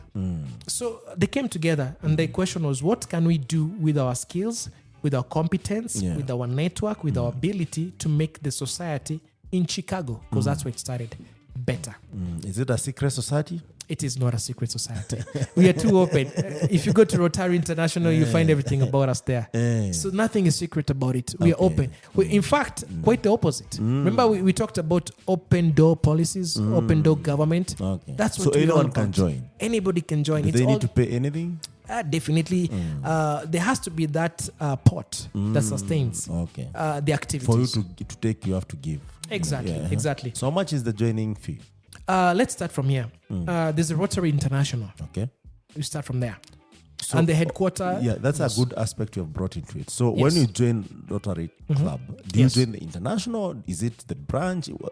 How does it work? Exactly. We'll come down to that. Okay. So there's a Rotary International. Okay. From the Rotary International, we go to the district level. The district level is formed of several countries. Okay. Now, the district Kenya is in is called District 9212. It's formed by Ethiopia, Eritrea, Kenya, and South Sudan. Okay. Uganda and Tanzania, they're in a different district. Okay. This was just the mechanics of formation because entry points, so we cannot decide why they were part of that. This is beginning to sound like something else, but it's okay. Go ahead. It's all right. So point is that Kenya is in that district of District 9212. And so we have Ethiopia, Eritrea, we have South Sudan, and then we have Kenya. Yeah. Now from there, we have what we call each country office. There's a country office. Yeah. So we have the country office in Kenya, and then under the country office, now we have the clubs themselves, which are in different regions. Yeah. Different regions of the country. And so, but on an administrative level, it's just from the Rotary office of Kenya to the particular specific club. So there's no in between like a regional office or something of the sort. Okay. There's none whatsoever. You have that direct connectivity. And so they have different positions in every club, but we have some main positions. And these are based by the causes, the pillars of Rotary. We have polio. In fact, when it was formed, the main agenda was to eradicate polio from the world. Oh. Basically science behind it. As I said, there are professionals who came together. The Rotaracts funded the process of coming up with the vaccine, or they made the vaccines themselves, or how did they work? Let me define something else before we go far. We have Rotary, we have Rotaract, and then we have Interact. What are these? These sound like the first degree, second, until to that is something degree. Okay. It's just we have primary school, we have high school, we have college. Again, the same thing that I'm saying. Okay. Yeah. So so Rotary. Yeah. Main members. Rotary. These are mature adults who are professionals. Yeah. Remember, it was started by professionals. And so under professionals, now we have those who are still in college. So those are in the college period. They're the ones who form the Rotaract, the university. And then from then we have the high schoolers. So the high schoolers are the Interact, who are members. So currently we are trying to form as many in high school as possible. In university, we already have them in existence. Nairobi University has its own, JKU has its own, KU has its own. Yeah. They're there. Now, with that pretty much defined, we go now to the courses. the causes of Rotary. As I mentioned initially when they started off, it was to help eradicate polio. Yes. Help eradicate. Yes. So, and remember, these are people with different professionals. We have doctors, we have policymakers, Scientists, everybody, every single profession, teachers, everybody, whatever profession you are, you're there. You're a nurse, whatever it is. Okay. And so the point was, this is the agenda, this is the cause, so we come with it. Yeah. Now, that has been our drive since 1970s, Okay. to kind of... And they started, you said, 1905. Okay. But this was when polio became... 65 years later. Yeah, because that's when now polio became more like it's widespread. So it was an issue of identifying where is the need in the society. Remember, Rotary tries to help alleviate the pains of humanity. Yes. To make an equal existence for all men and women. Okay. So the point is, which is still interesting because it was later on that women were allowed into it to join it. It was only men. Chief, this sounds more than what I was suspecting. Go ahead. In fact, right now we have the first Rotary International president as a woman in the history of Rotary, which started in 1905. And even the district governor, she's a lady.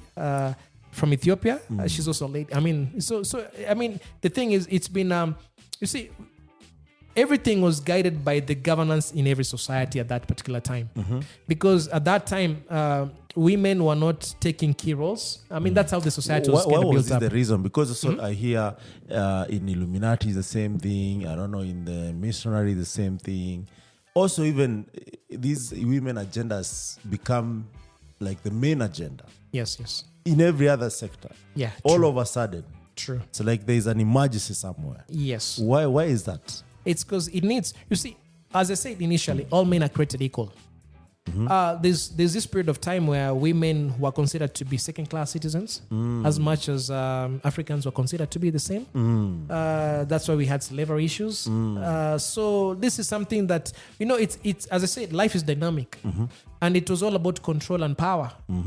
Still is, and it's a sad story at the same time, because man was created to control themselves. There's nobody who was created to control another person. Oh, really? If you look at it, basing on what? Basing on you as a human being, you can control yourself. But to be honest, to be fair, all animals, there's hierarchy. There's hierarchy, and if we learn from nature, as you were alluding earlier, yes, in every animal kingdom, there's hierarchy. There has to be. So that means for order. For the purpose of order. Well, let's not put some control key there. Okay. But if we are learning from nature, and nature is something that we cannot change, actually it has to be balanced. True. As you alluded earlier on. Yes. Okay. Then why is it that now we want to put some imbalance? Because that's imbalance. Okay. If there is no balance, of course we get the imbalance side of things. Gotcha. Why is that important? As it was, definitely women were not considered to be, having the same equity as men. Also, same issue came with slavery. Africans, not considered to be equal to all others. I mean, these are fights that have taken place, civil rights and all that. Civil rights is always there, in one aspect, one respect to the other. But wait a minute. Yes. Wait a minute. Let's go slow here, because there's something I want our viewers, our listeners to understand. Okay. Slavery did not start with Africans. No, it was there even in biblical times. Exactly. Yes. So saying that it's because Africans are considered less equal, it's not right to some extent. Because even when you think about Roman Empire, there were slaves. If you think about all these other empires that were there, they were slaves. Yes. So, true. And I think I understand when people try to move away from the master and slave. Yes. Because at the end of the day, it empowers everyone to achieve their maximum potential, which is the key. Got you. But saying that hierarchy is not supposed to be there and it should be eradicated, to some extent it's confusing. Because again, taking you back to the nature way of things, there's always hierarchy. Even the trees, right? Yes. There are taller trees, there are shorter trees, there are shrubs. Yes. There is all these. Yes. And I think even nature works like that. True. You can put order as one of the reasons, but there are so many other reasons that you can come up with. True. It's purpose. Purpose. There's a reason a certain tree is short. There's a reason a certain tree is tall. Yes. It's purpose. Yes. There are reasons as to why certain flowers are green, some are yellow. It's because there's certain kind of insects, they have certain kind of vision, colorblind. Yes. So they're attracted to this particular. So which means creation was created perfectly with perfection to be able to take care of itself. Yes. Interesting aspect, even our own bodies are created to take care of themselves. As in, your body was created to be able to heal itself. So what's supposed to be the case, especially with medication, as well, I wouldn't say so much is the case at the moment, but how it's supposed to be derived is whatever is put in your system is to enable a certain process of healing the body should take place. Yes. So your body was created to heal itself. That's why if I cut myself here, it's not a certain depth, the skin will still come back together. Yes. But if it goes to a certain depth, then there's certain kind of germs which have gone inside. So I'll need to get some kind of injection to ensure whatever went inside is kicked out. So it is to enable the body to heal itself. Yes. Same thing with nature, same thing with life. Yeah. It is balanced. So some trees are taller for a certain purpose. Some are shorter for a certain purpose. Women have a purpose. Men have a purpose. I cannot give birth to a child. That's number one. Their body system is different. Yes. Does that make them less? No. In fact, if anything, in the story of creation, they say woman was created to help man. You see what I mean? Yes. To help man. Implication of this is the only person who can help you, they're either equal in strength or stronger than you. Right? I mean, if I'm to push a car and I tell a 2-year-old child to help me push the car, I'm cheating myself. You see what I mean? So I'll get somebody who has equal strength or stronger than me for this car to move. Yeah. You see the story Yes. of a helper? That's This what a is helper getting is. interesting. You see what I mean? So a helper is somebody of equal strength or stronger than you for any effect to take place. So women are not lesser. You see? And so the emphasis on girl child is because of the culture. You see, it's a culture which was based on control factor. Why do we have female genital mutilation, FGM, if it wasn't a control factor? You see what I mean? So certain cultures... But then why did you have FGM? Exactly. It's not even supposed to exist. It was a control factor. In fact, if anything, the repercussions of it are devastating. Many women have internal bleeding taking place because of that. We have, so many complications. But that goes for any other procedure that is not carried out well. Exactly. Yeah. Now, in this case, you see, a woman wasn't created with that having been done. So there's no need for that to be done because there's no value addition to it. Same with circumcision, or circumcision is different now. The reason I why say is it so, different? It's different because it's been proven that HIV, I'm not actually the science of it. I'm not actually Advocating. because I don't understand FGM, to be Yes, honest. yes, And yes. if I say I understand, I'll be lying, right? But even with the circumcision, now that you're bringing HIV, before HIV there was circumcision. There was, yeah. In the beginning of time, there was circumcision. Exactly. And so I hear this is not confirmed or denied. Maybe our theologists can confirm this. The first circumcision was done by God. Yeah, true. Right? True. So this is something that actually, that even when you think about some of things, and this even beyond FGM, Gotcha. and the nature being balanced, is that we need to actually get into the details of the matter. Because for me, I am a believer that no one takes good care of an African, of a woman than an African. Okay.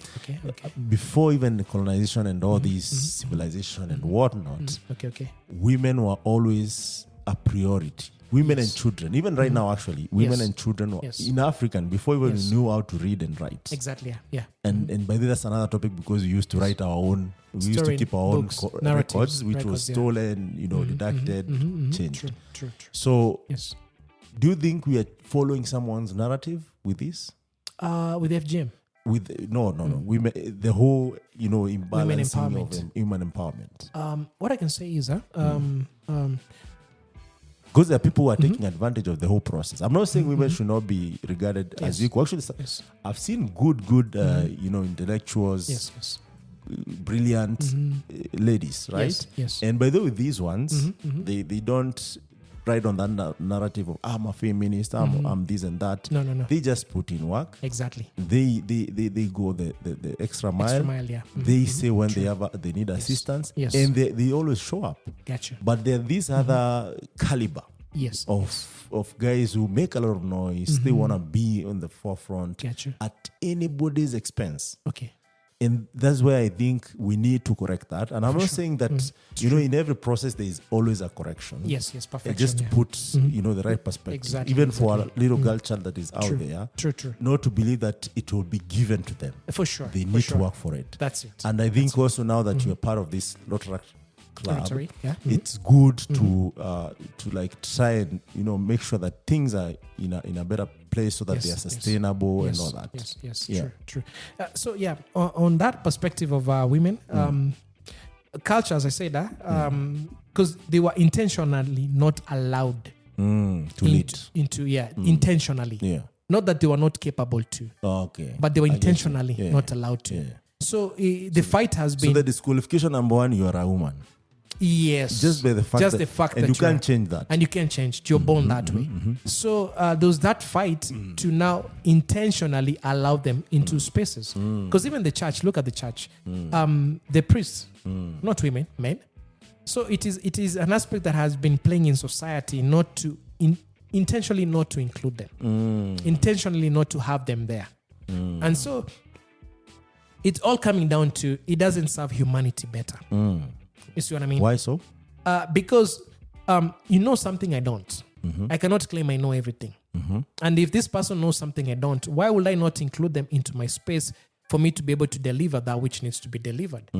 If I know if this person can add value to me to be able to perform better in life, why not include them into my space for that to take place? Because at the end of the day, I want to live my life to the best of me. All right? You see, remember the Jishinde Ushinde. Yes. Defeat yourself for you to be better. Yes. You see what I mean? For you to win, you have to win yourself. True. Win. Yeah. Beat yourself, defeat yourself, discipline yourself for you to win. Yes. So it's not an external issue. It's an internal issue. Yes. So it being an internal issue, and if this person knows, and remember the story I told you about a 12-year-old, 17-year-old working with the defense system to build a stronger defense. Yes. It's all about inclusivity. These kids are good. They are champions. Nobody can beat them. Why will I not work with them? Yeah. You see, to have from that point, I understand. Yes. But from the virtue of being a man or a woman, I don't. That's what I'm saying. Yeah. The intentional part of not including them is what was not making sense. Intentional. Because in this case, it could also be in the African intentional thinking. Why would I include this child into this space? And I'm in the defense system.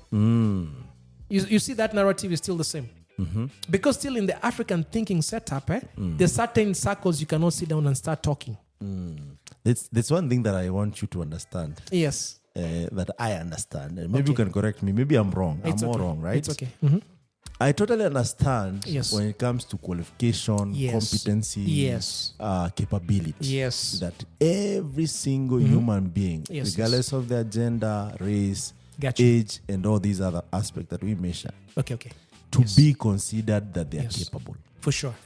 But anything else Yes. is just an agenda. And what that agenda is going to achieve, I don't know. And that's why now I'm lost because if it's a matter of, we want to include women without even regarding if they're capable or not, or even making them ready to be capable, that's a whole issue. But also there is this argument that says they are not capable because over time, decades and decades, we have not prepared them to be ready. So is the intention to prepare them to be ready or the intention is just to have them?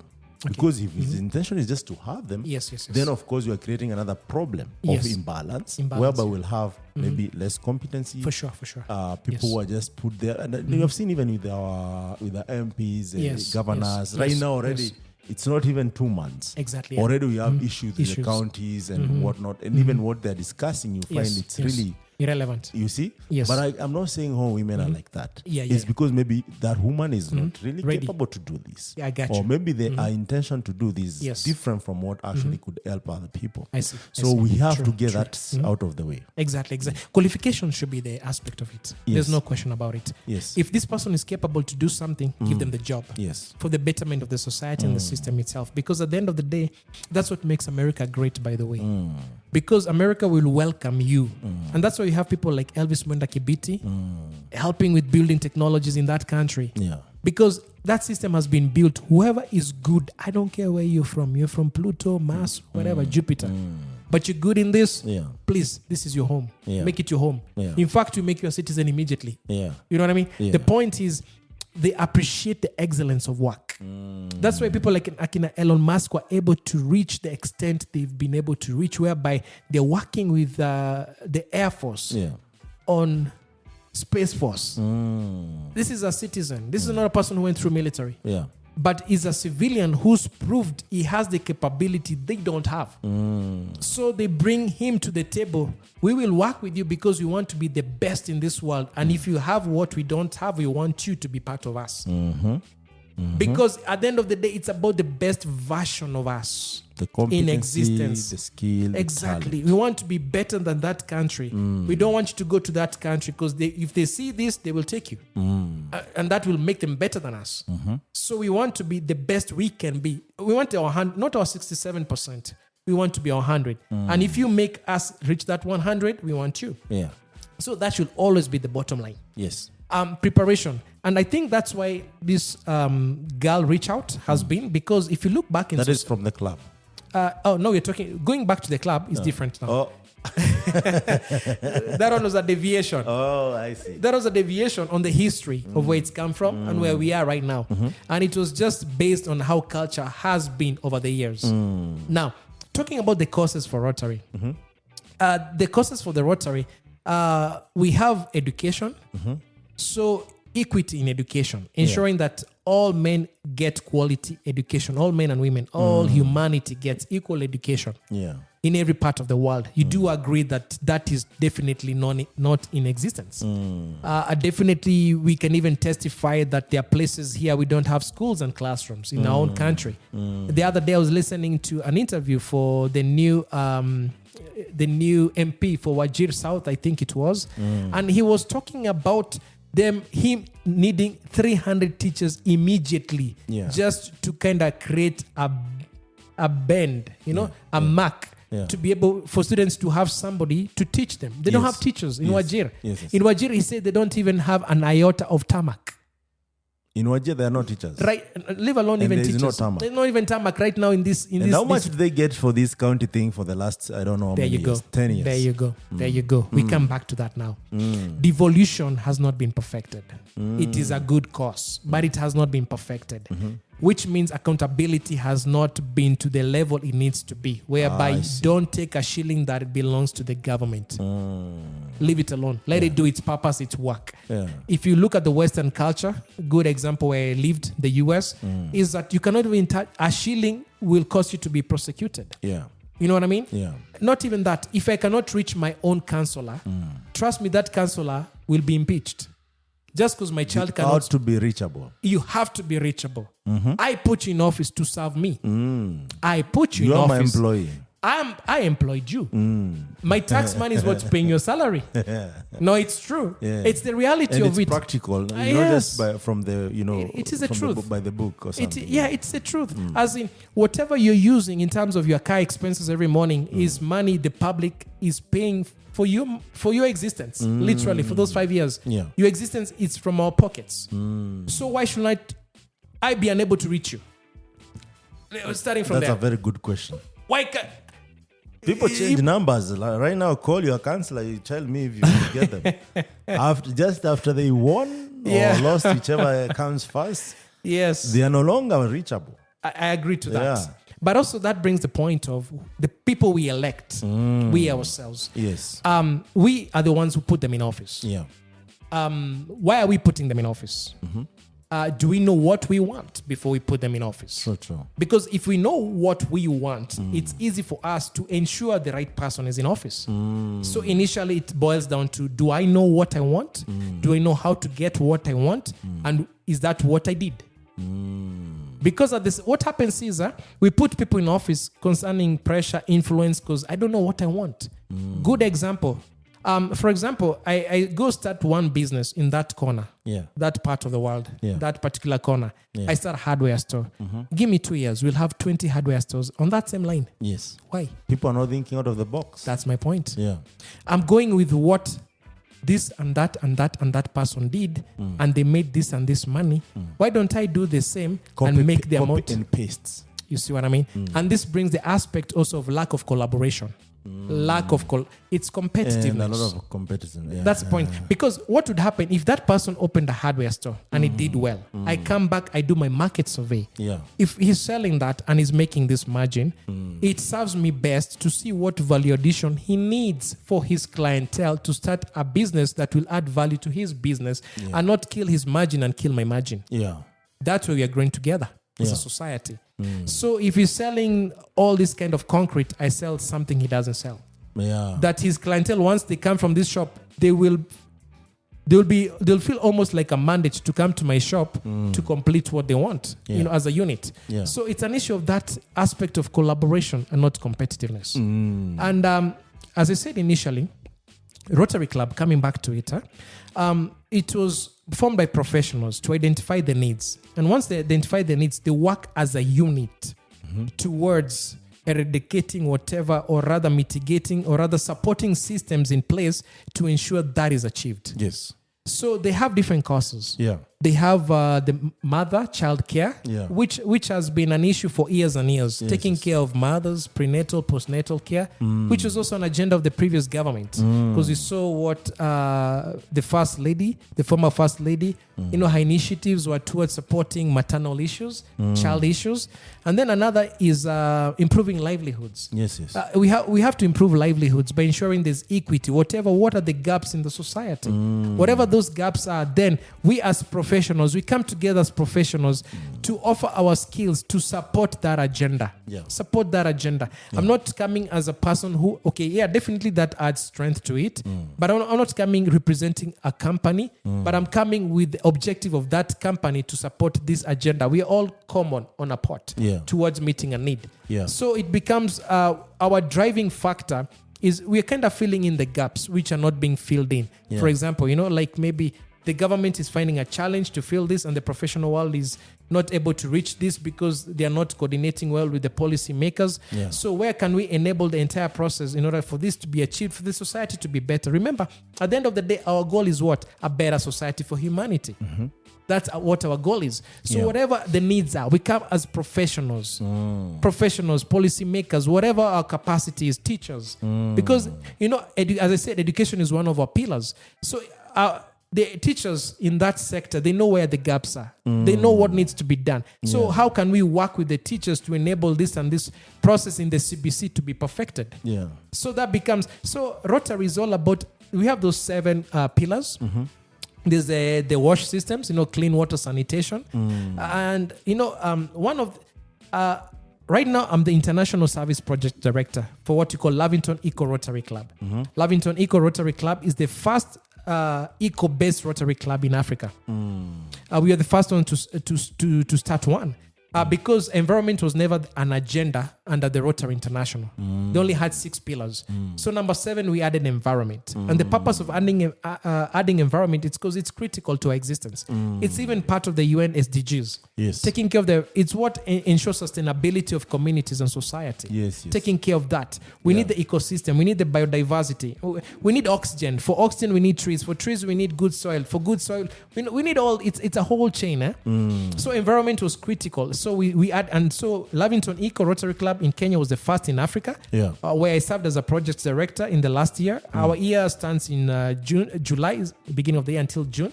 And then another year begins. So in the last year, I was the project director. And now I'm the international service director, of which I also sit under what we call ESRAG. ESRAG is now the national body on environmental matters under the Rotary.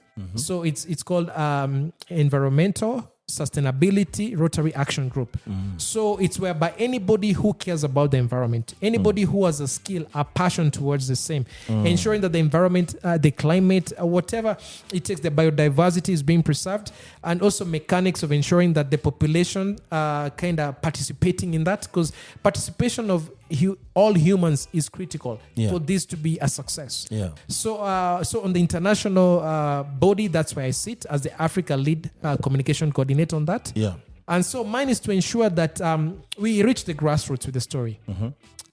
Not just planting, but growing trees. Let's grow trees because people plant, they disappear, it dies. Nothing happens. Let's have a curriculum in school that nurtures that in kids to be able to be planting seeds, to find joy in that, to find joy in agriculture. Because agriculture... I'll ask a very important question. Sure. You mentioned trees. Yes. So, and I've seen these. Yes. In primary school, we planted a lot of trees. Yes. I studied, which is Mutethia Primary School. Okay. In my formative years of primary school. Okay. But I was not involved in harvesting. Okay. Harvesting of the trees. Yes. Are you supposed to harvest the trees? People harvest trees. Okay. The ones I planted, they were harvested. Okay. At least. Yeah. So, do you think this also discourages people to be involved in such programs? Because this harvesting means a lot of things. It does. Right? Yeah, for sure. You're involved in growing, nurturing, but when it comes to now reaping the benefits, exactly. You are not part of that process. Yes. Let's put it this way. A human being produces about carbon footprint of 40-something kilograms. A tree... Through what? Through breathing?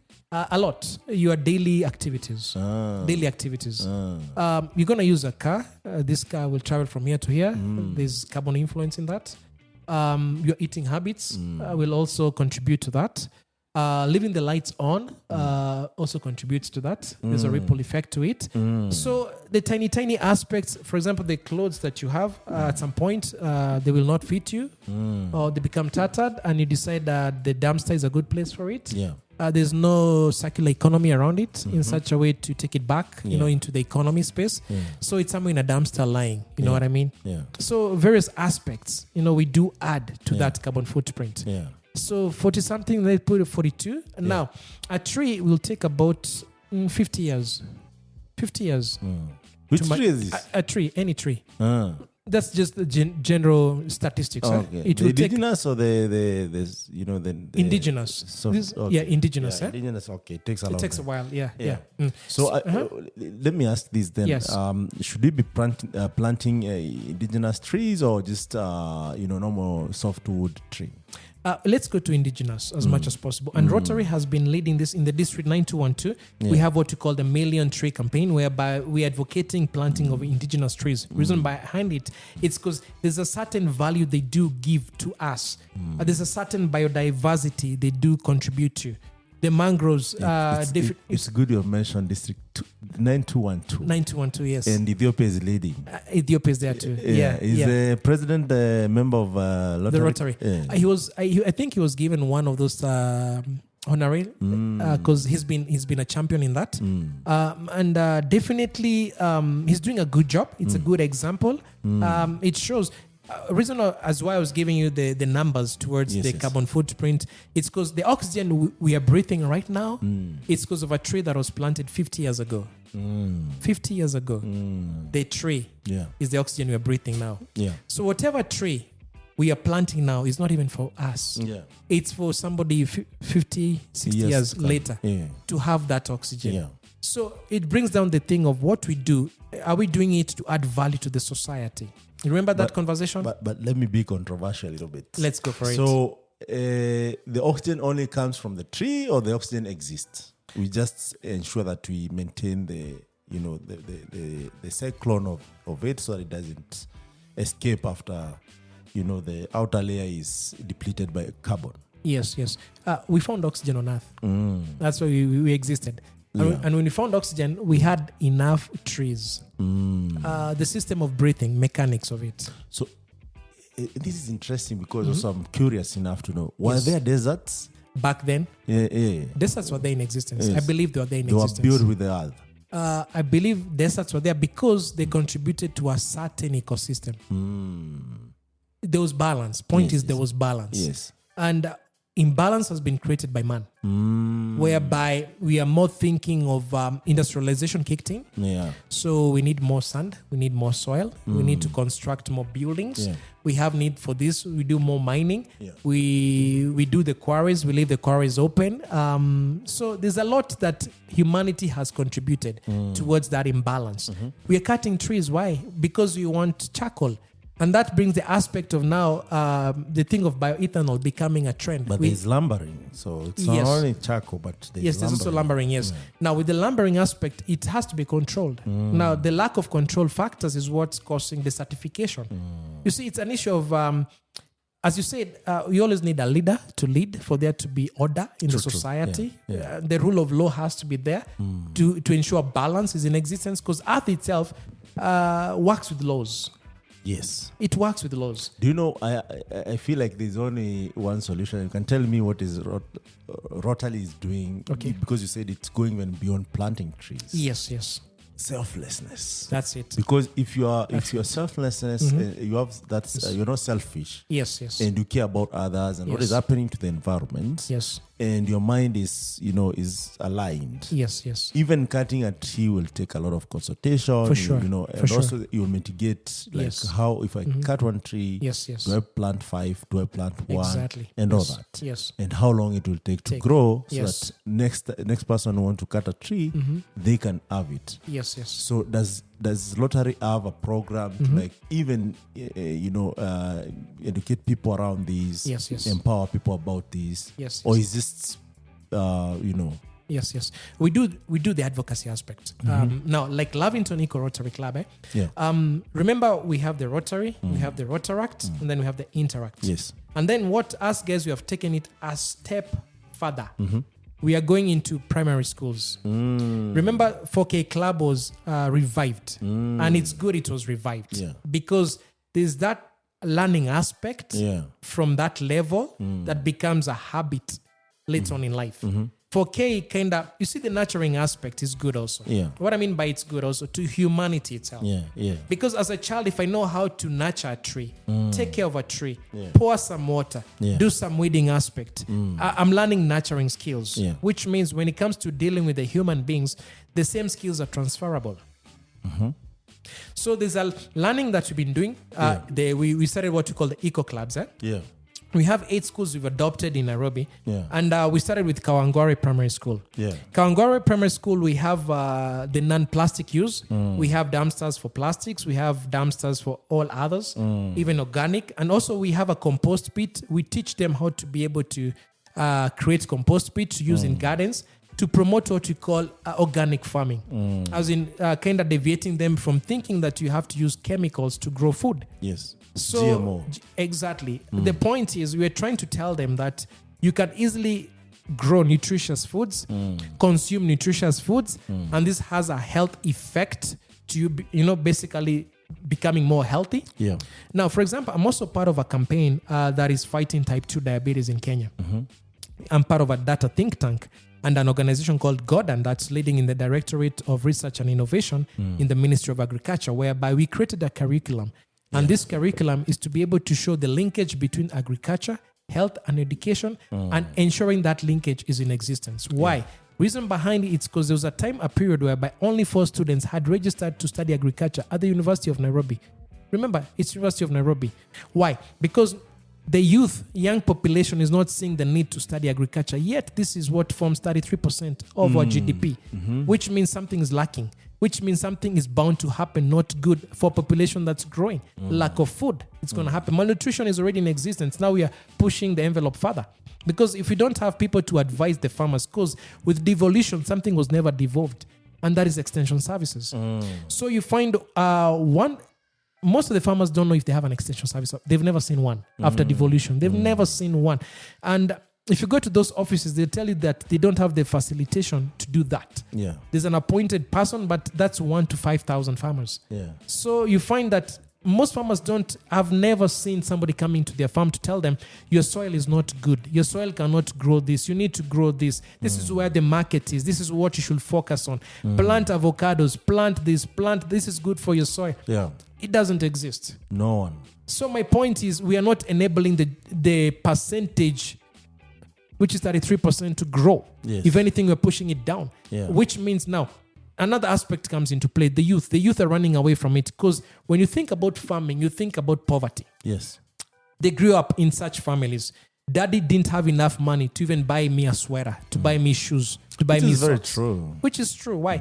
Because you find that of the margin that is being made in agriculture, a farmer is only making 2%. 98% is sometimes they make negative. That's my point. Yes. That's my point. Yes. Because by the time you pay off your loans, you can't even afford anything else left. It's a sad story. So which means that sector has not been enabled to empower the farmer. Yeah.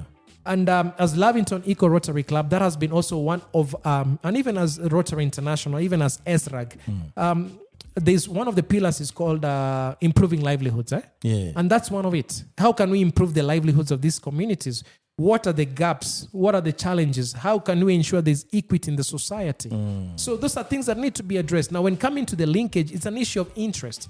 How can we have agriculture technology in place? Yeah. Because if you're talking of this generation, you have to find a way to link the relevance of their schooling with what's in the field, the marketplace. What does the market need?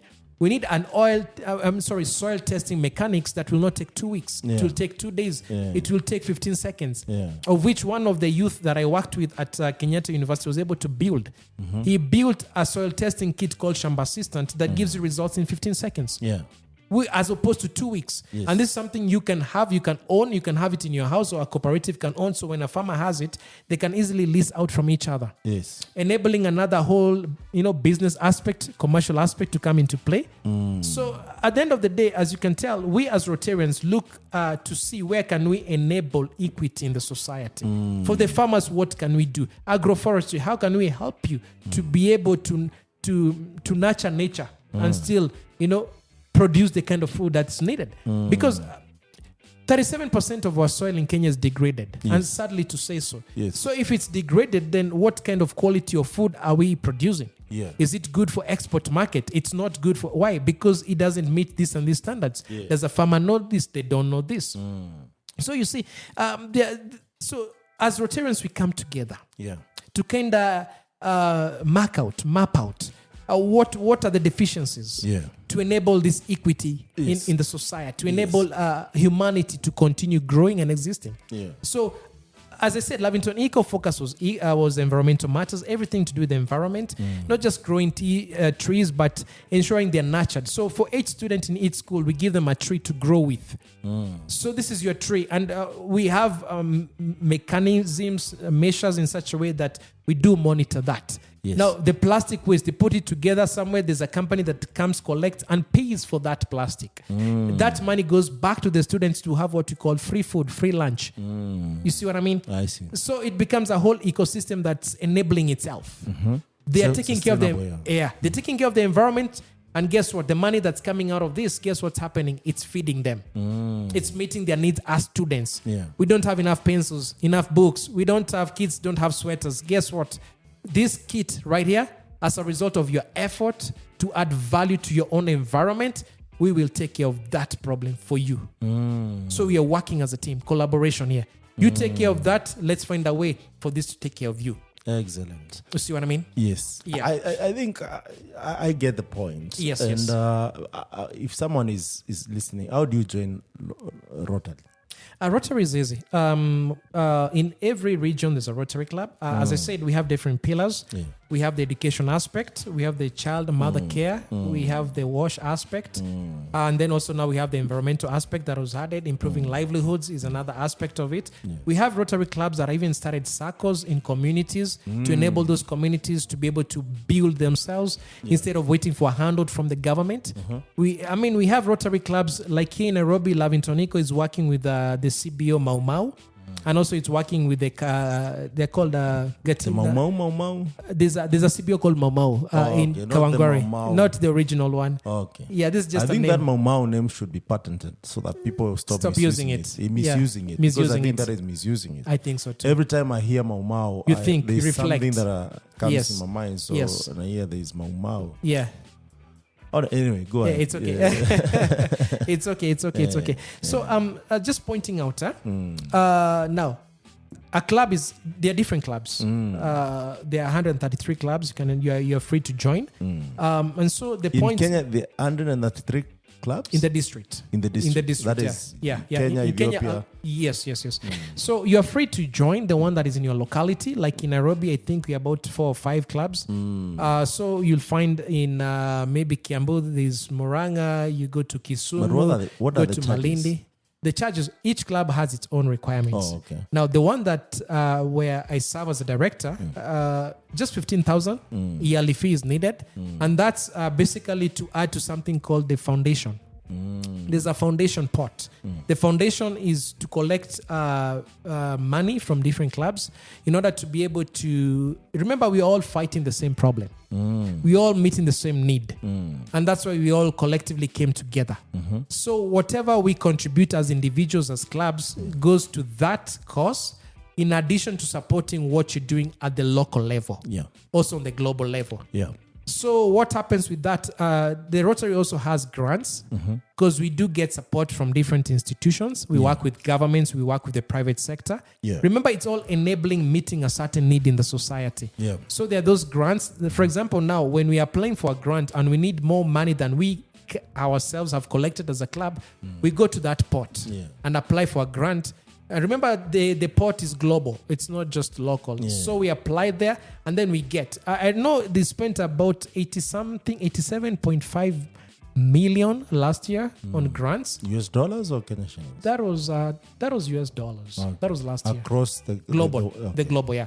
So which means you can tell that a lot is happening on the ground. So this is what contributes to that. Yeah. So there's that value addition of the network you kind of get from the club. You get, we have all members from all offices, from the office of the president to those in the AU, to those in the UN. Yeah. Like the work that you're doing as Lavington Eco Rotary Club, you're working with UNEP in the cleanup of Kericho River. We started somewhere just to create a demo example of what can be done with that community part of that, because we have to teach them to take care of their own environment. Yes. And so we involved NMS at that time for that, because there's a time that even the president himself, the former president, put a mandate, an order for Nairobi, the NMS, to be able to take care of cleaning up of the river. It's something that has to be continual because we have informal sectors. We have houses being built along the rivers. Yeah. So it's an issue of now urban planning comes into play. Because, sad stories, when we were cleaning those rivers, we were finding medical waste in those rivers. Yes. Which means there's a hospital that's dumping. Absolutely. So implication is laws are not they're there, but they are not being followed. Which means enforcement becomes another whole different story altogether. And to be fair, by the way, we need to fix our drainage. Big time. Yes, because we can put all these well-sounding policies, talk. Yes. But if we don't implement some of this, and it's not rocket science. It's easy. Like in Nairobi West, drainage is becoming a menace. Yes. You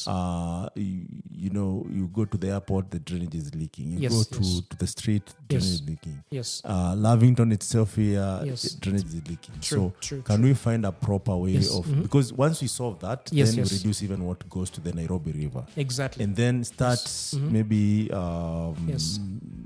emphasizing and empowering people and educating them the importance of garbage. Not only that, but also even some of the funds that we have or the avenues that we have to get this. Can we have garbage collection points which are reachable? Because I'll be honest with you, if this was implemented really well, no one in their right mind would throw garbage anywhere. Whereas there's a place to dump it. Yes. If you travel from here to Nakuru, for example, how many places you can get to throw your garbage unless you stop in a petrol station. Exactly.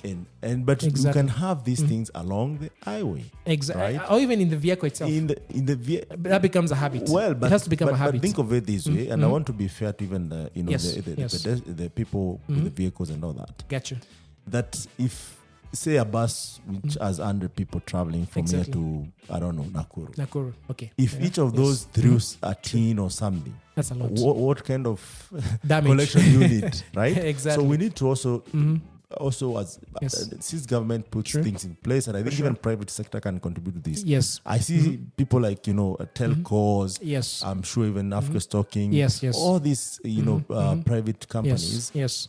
Can we also help out in terms of how do we ensure that, such things in are existence. implemented. Yes, it's possible. I remember when I was growing up, we had city council, and city council, we had city council beans. I don't know which year you were born, but in my time we had city council beans. They were metallic.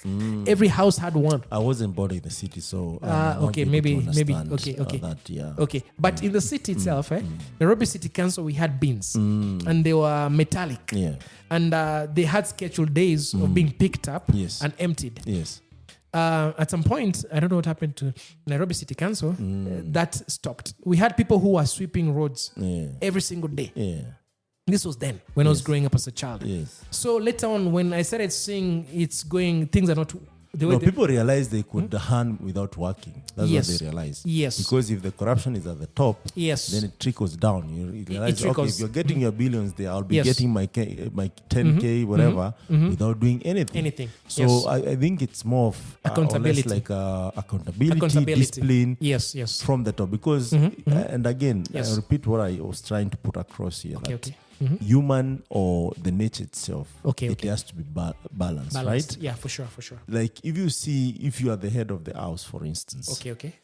If your kid sees you're doing something, not saying it, doing it, just doing it, of course they will do it at some point. They will. If they see you saying something, they will say it at some point. Gotcha. But let's stick to the doing. So even our leaders that you have elected, the leaders who are appointed, because leaders are everywhere. Every corner. We need to serve by example. Right? And everything will follow. Literally. It might not happen on the ground the way you see it at the top, but it will happen in a way that actually will affect even at the top. I agree also. I agree. Yeah, so definitely there's that responsibility that starts from the top, and there's that push and engagement that forces the top to do what needs to be done. So if things don't work out the way they're supposed to be in a certain society, certain community, certain neighborhood, if we ourselves come together from people in that neighborhood and do something about it, it has a ripple effect of growing to a point whereby by the time this leader is coming to look for my votes, we have a voice. There's something I cannot build in Runda Estate. There's a certain house I cannot build in Karen. Why? Because the people in that neighborhood association will not allow it. They are working as a community. As a family. This is our standard. This is how we have to maintain this. This is us. I mean, they cannot allow skyscrapers some places. You see what I mean? They cannot. Why? Because they themselves have identified what needs to be done and what needs to be in existence and what cannot be allowed. They know that. So the point is, grassroots does work. And it's far much more effective if the top down doesn't work, the bottom up has a way of forcing the top down to work. The bottom up. Does this now boil down to leaders without a title, whereby everyone takes the position of trying to provide the change they seek? Yes. But you see, I feel like that is distributing the blame and not the power. Okay. Because you know, when you expect everything from everyone, you get nothing from no one. Yes. You know that, right? I see what you mean. And this is scientifically, psychologically, and everything. For sure. So we also need to be careful with the bottom-up approach, whereby we are like. Even someone actually said this, and I think I relate to it. Yes. When there was campaigns, it was bottom up. It was the border guy, the Mamboga, and everyone. Yes. But now that someone is getting this docket, we didn't see that. We didn't see that. To be honest, we saw billions. We saw billions and millions rewarded, right? And even those who in one way or the other got there, yes. in one way they didn't get it, right? Yes. So we need to be very honest, because even I'm not advocating that someone who was not qualified should have been appointed. Yes, sir. All I'm saying that we have smart guys like Engineer Felix. We have other people. Yes. So many of them that we know, you and I know, hundreds. but they never get there because. Certain politics. So we need to be very honest with our conversation. True. And not only in Kenya, by the way. Yes, this is as Africans. It's everywhere. Because once we do that, we're able to manage our resources better. Big time. We're able to plan better. For sure. We're able to implement better. Yes, sir. Because everyone is living purpose-driven life. As a person, that's something I think people need to get to align with to an extent that we are way forward thinking I got you. as opposed to backward thinking. Big time. And what I mean by this forward thinking is like what will happen 60, 50, 100 years from now. Because we need to start preparing right now. As you said, it's like a tree. Yes. If we plant one here, Yes. it will be harvested, it will help, it will be all these advantages will be seen in 50 years. Yes. But what you are living right now is a microwave result. Yes. Put in 5 seconds, you get something that is ready. I see what you mean. But how healthy, Yes. how important that is. Yes. So maybe even now that you're in a position of influence with the Rotaract, you have your experience, you are an engineer. Yes, yes. So you are doing all these things. Okay. It takes collective approach. Work. Yes, it does. It does. I agree to that. Honest, because It does. there is It collective does. approach which is Yes. not honest. Honest itself, yeah. And Yeah. that's why I asked this intentionally. I see. We plant, Yes. we grow. We grow. But who harvests? Who harvests it? Yeah. That was a trick Question. kind of It was. question to It make was. us think Yeah. outside the box. It's true. So if we plan together, I got you. let's harvest together. Together. And let's know that this is for all of us. Now, that brings something of interest. And this is the carbon credit. Yeah. The carbon credit is a mechanism of rewarding, awarding, planting of trees, or doing things that are promoting the good existence of nature, Yeah. and having monetary value attached to it. Why it's of interest right now? It's an economy on itself. Yeah. Why we have the Paris Agreement. Yeah. We have the Kyoto Protocols and Agreement, and the point is, it was realized that there has to be an incentive for people to get engaged in that. As you said earlier on, I planted the tree, but who harvested? How did it benefit me or the community?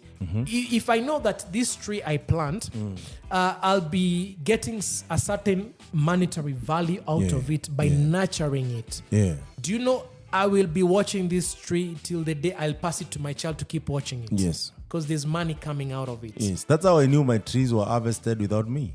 Yes. Because every time I passed that primary school, Yeah. I used to keep track of What's happening. how tall is it? Yes, yes, Is yes. it doing well? Yes, I see Do what I you need mean. to involve myself? You Yes, know. yes, yes. But I realized also after some point when Yes. it was big enough, because Yes. that's like maybe 15, it was a softwood tree. Gotcha. Okay. 15 okay. years you can harvest Yes. it.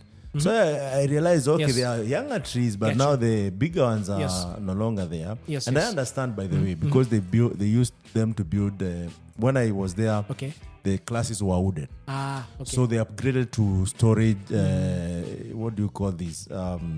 Shelves and- The one that are made using stones. I see what you mean. Yeah. Right? Yes, So yes. they use those as a pillars and Pillars, whatnot yeah. rather than buying the wood. I see. So I totally understand, but at least Okay. they could have, find a Communication way to somewhere. say, you know what, We appreciate you. guys planted these trees. This is what come it has even done. cele- and maybe we could have even planted Contributed. more, right? Exactly. So if exactly. you think about that process, it's Yes. very, very important. Sana. And that's why you see when the previous government, that was the first government to Yes. implement 2010 constitution, Get you? had a lot of problems with Yes. consultation Aha.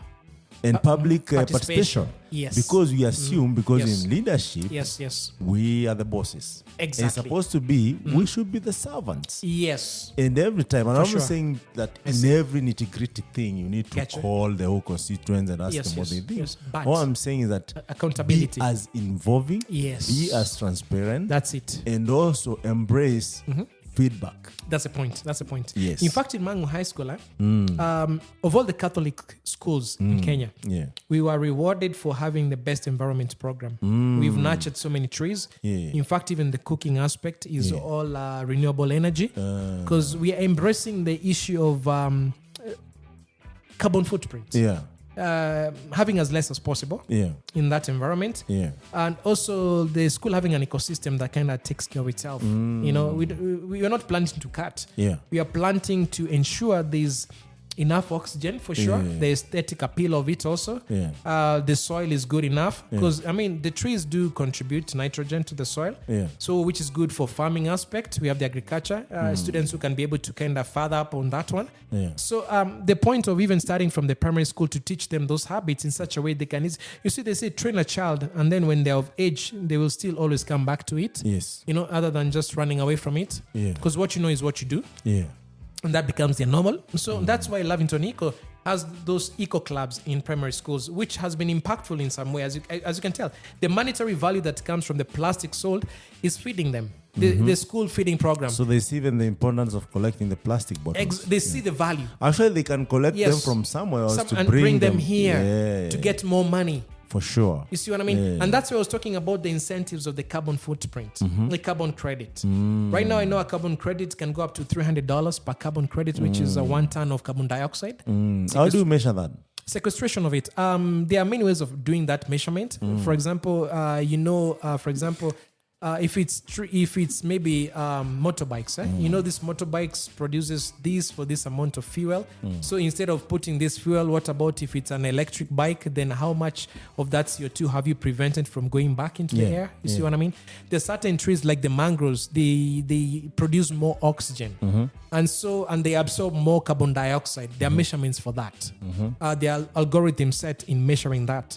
And there are institutes and there are bodies that are certified to ensure the credibility of that.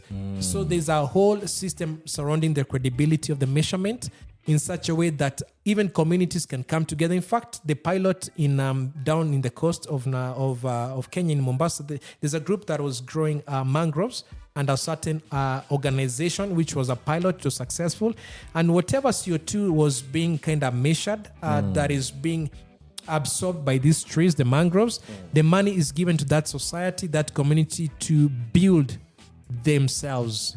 So it becomes an incentive that whatever we are getting from these trees is monetary value that we can use as a society, as a village, to build that thing which we need in order to improve our existence, to improve our livelihood. So the monetary value is important. But that can only grow in a coastal region, right? That's the mangrove water bodies, Okay. But now we have mangroves, they promote 10 times more biodiversity. That's why they have greater value than other trees. I see. Yeah, they promote more. They absorb more CO2.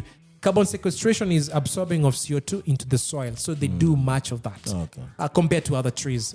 So that does not negate that the other trees can also need to be planted because there's a value they're giving too.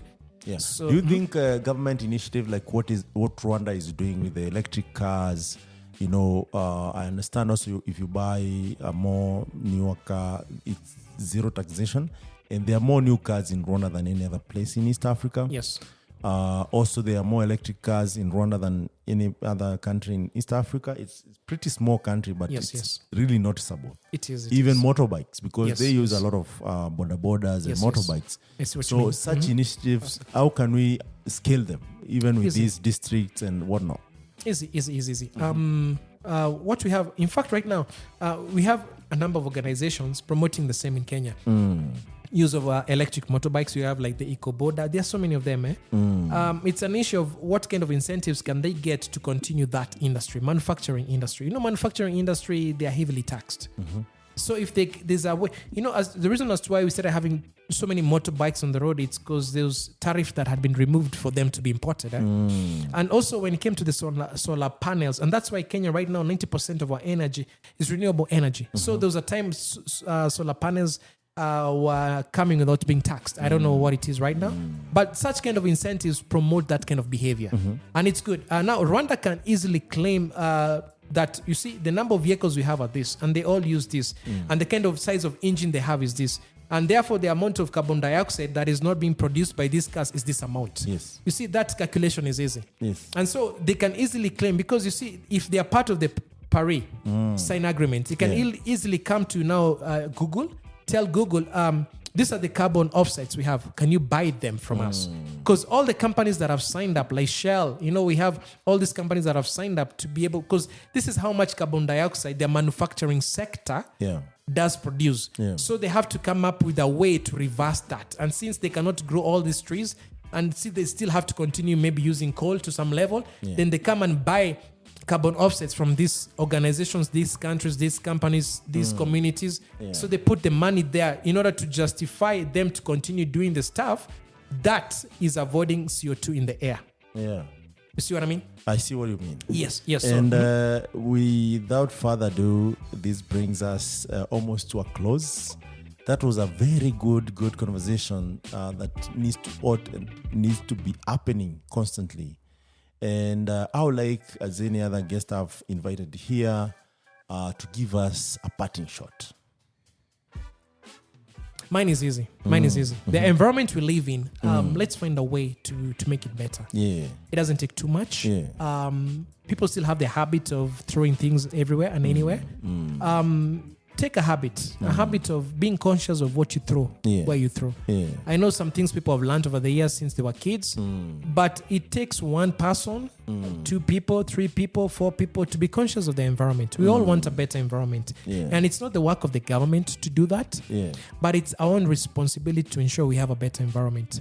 So let's join Rotary Club or join the efforts of other people like SRAG, which is an international body, and who are enabling that ecosystem and that behavior to continue.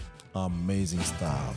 That was Engineer Felix Kariuki, and this is Africa's Talking Podcasts, Africa's Talking Customer Conversations, Africa's Talking Powers Conversation across Africa. We power the communication between businesses, governments, and organizations of all sizes and their customers or citizens on our SMS, USSD, airtime, and voice gateways and APIs, ensuring that Africa's Talking supports GDPR data compliance, communication on our future-ready customer solution, our data platform called Ilarian. And in collaboration with Impact Masters, bringing you impact conversations around tech ecosystem with Africans who are making moves, shakers, and doing it actually. Not just talking about it, but just doing it on the ground. And each and every other time we converse, we try to influence and change your mindset in thinking. Not only thinking, but believing that Africa should be the leader in every angle because we got it. We have the talent, we have the skills. We just need to believe in ourselves. Thank you so much. Until next time, I'm your host, Michael Kimathi, or MK if you want. Thank you.